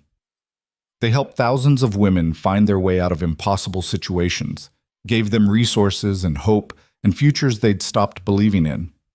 Dante worked beside her, putting his strategic mind toward good for the first time in his life. He was better at it than either of them expected. Turned out the skills that built criminal empires also worked for building legitimate ones. You just had to point them in the right direction. They bought the house they'd been renting, made it truly theirs, planted a garden that Sophia tended with the same care she'd once used to survive 12-hour shifts, adopted a dog that Dante pretended to hate but secretly spoiled with expensive treats. They visited Mira twice a year. She'd settled in Colorado, opened a security consulting firm, and absolutely did not want anything to do with their domestic nonsense, but always hugged them too long when they showed up. They had nieces and nephews through the foundation. Not blood, but family anyway. Kids who'd grown up and come back to volunteer, to give back what had been given to them. One of them, a sharp-eyed girl named Maria, who reminded Sophia of herself, now ran the East Coast operations. They had arguments about whether to expand internationally, about hiring decisions, about the fact that Dante still checked the locks 3 times before bed and probably always would. They had quiet mornings and loud nights and everything in between. They had a life that was messier and harder and more beautiful than anything a $5 million deal could have bought. On the Foundation's 10th anniversary, they held a gala. Nothing like the events Sophia had endured in her old life, but a celebration of the people they'd helped and the lives they'd changed. Women spoke about escaping poverty, getting education, saving family members. Each story was an echo of Sophia's own. "You should say something," Dante murmured as the evening wound down. "I'm not good at speeches." "You're good at everything. You just pretend you're not." So she stood up, glass of champagne in hand, and looked at the room full of people who'd once been invisible like her. "I don't have anything profound to say," she started. "No big wisdom or inspiring quotes. I just want to say this. 10 years ago, I was drowning, working myself to death for nothing, watching my mother die, invisible to everyone, including myself. And then someone saw me, really saw me, and it changed everything." Her eyes found Dante's across the room. "But here's the thing I learned. Being seen isn't about someone else. It's about seeing yourself, about deciding you matter even when the world says you don't, about fighting for a life instead of just surviving one." She raised her glass. "So here's to all of us, the invisible people who made ourselves seen, the ones who fought when giving up was easier, the ones who chose to matter." The room erupted in applause, and Sophia sat down, her face burning, Dante's hand finding hers under the table. "That was good," he said. "That was terrifying. All the best things are." They'd said that before, would probably say it again. It was their truth, hard-won and honest. That night, lying in bed, Sophia thought about the girl she'd been, 26 and exhausted, spilling ice water on a dangerous man and accidentally changing her entire life. If she could go back and tell that girl what was coming, the fear and pain and impossible choices, but also the love and growth and purpose, would she? "Hey," Dante said in the darkness, "you're thinking too loud." "Sorry, just remembering." "Regrets?" "Not a single one." "You?" He pulled her closer, his arms familiar and safe and home. "I regret that it took me so long to realize what mattered, that I wasted years being what my father wanted instead of what I wanted, that I almost let you walk away because I was too scared to admit I needed you." "But you didn't. Let me walk away, I mean." "No, I was selfish, kept you even when I shouldn't have." "Best selfish decision you ever made." "Agreed." They lay there in comfortable silence, two people who'd survived the worst and built something from the ashes. Sophia Salvatore, no longer Russo, no longer invisible, fell asleep in the arms of a man who'd started as a deal and become her whole world. And somewhere, she liked to think, her mother was smiling, because the invisible girl had become unforgettable, and the dangerous man had become something even more terrifying, good. They'd taken a $5 million bet and turned it into a lifetime. Not perfect, never perfect, but real. And in the end, that was worth more than any amount of money could ever buy. The girl no one saw had become the only woman he could never lose, and the man everyone feared had become someone worth loving. Together, They'd built a life where being seen wasn't a gift someone gave you. It was a choice you made for yourself. That was the real victory. Not the empire they'd burned down, but the one they'd built up. Not the past they'd escaped, but the future they'd chosen. Two broken people who figured out how to be whole together, helping others do the same. And if that wasn't a happy ending, Sophia didn't know what was.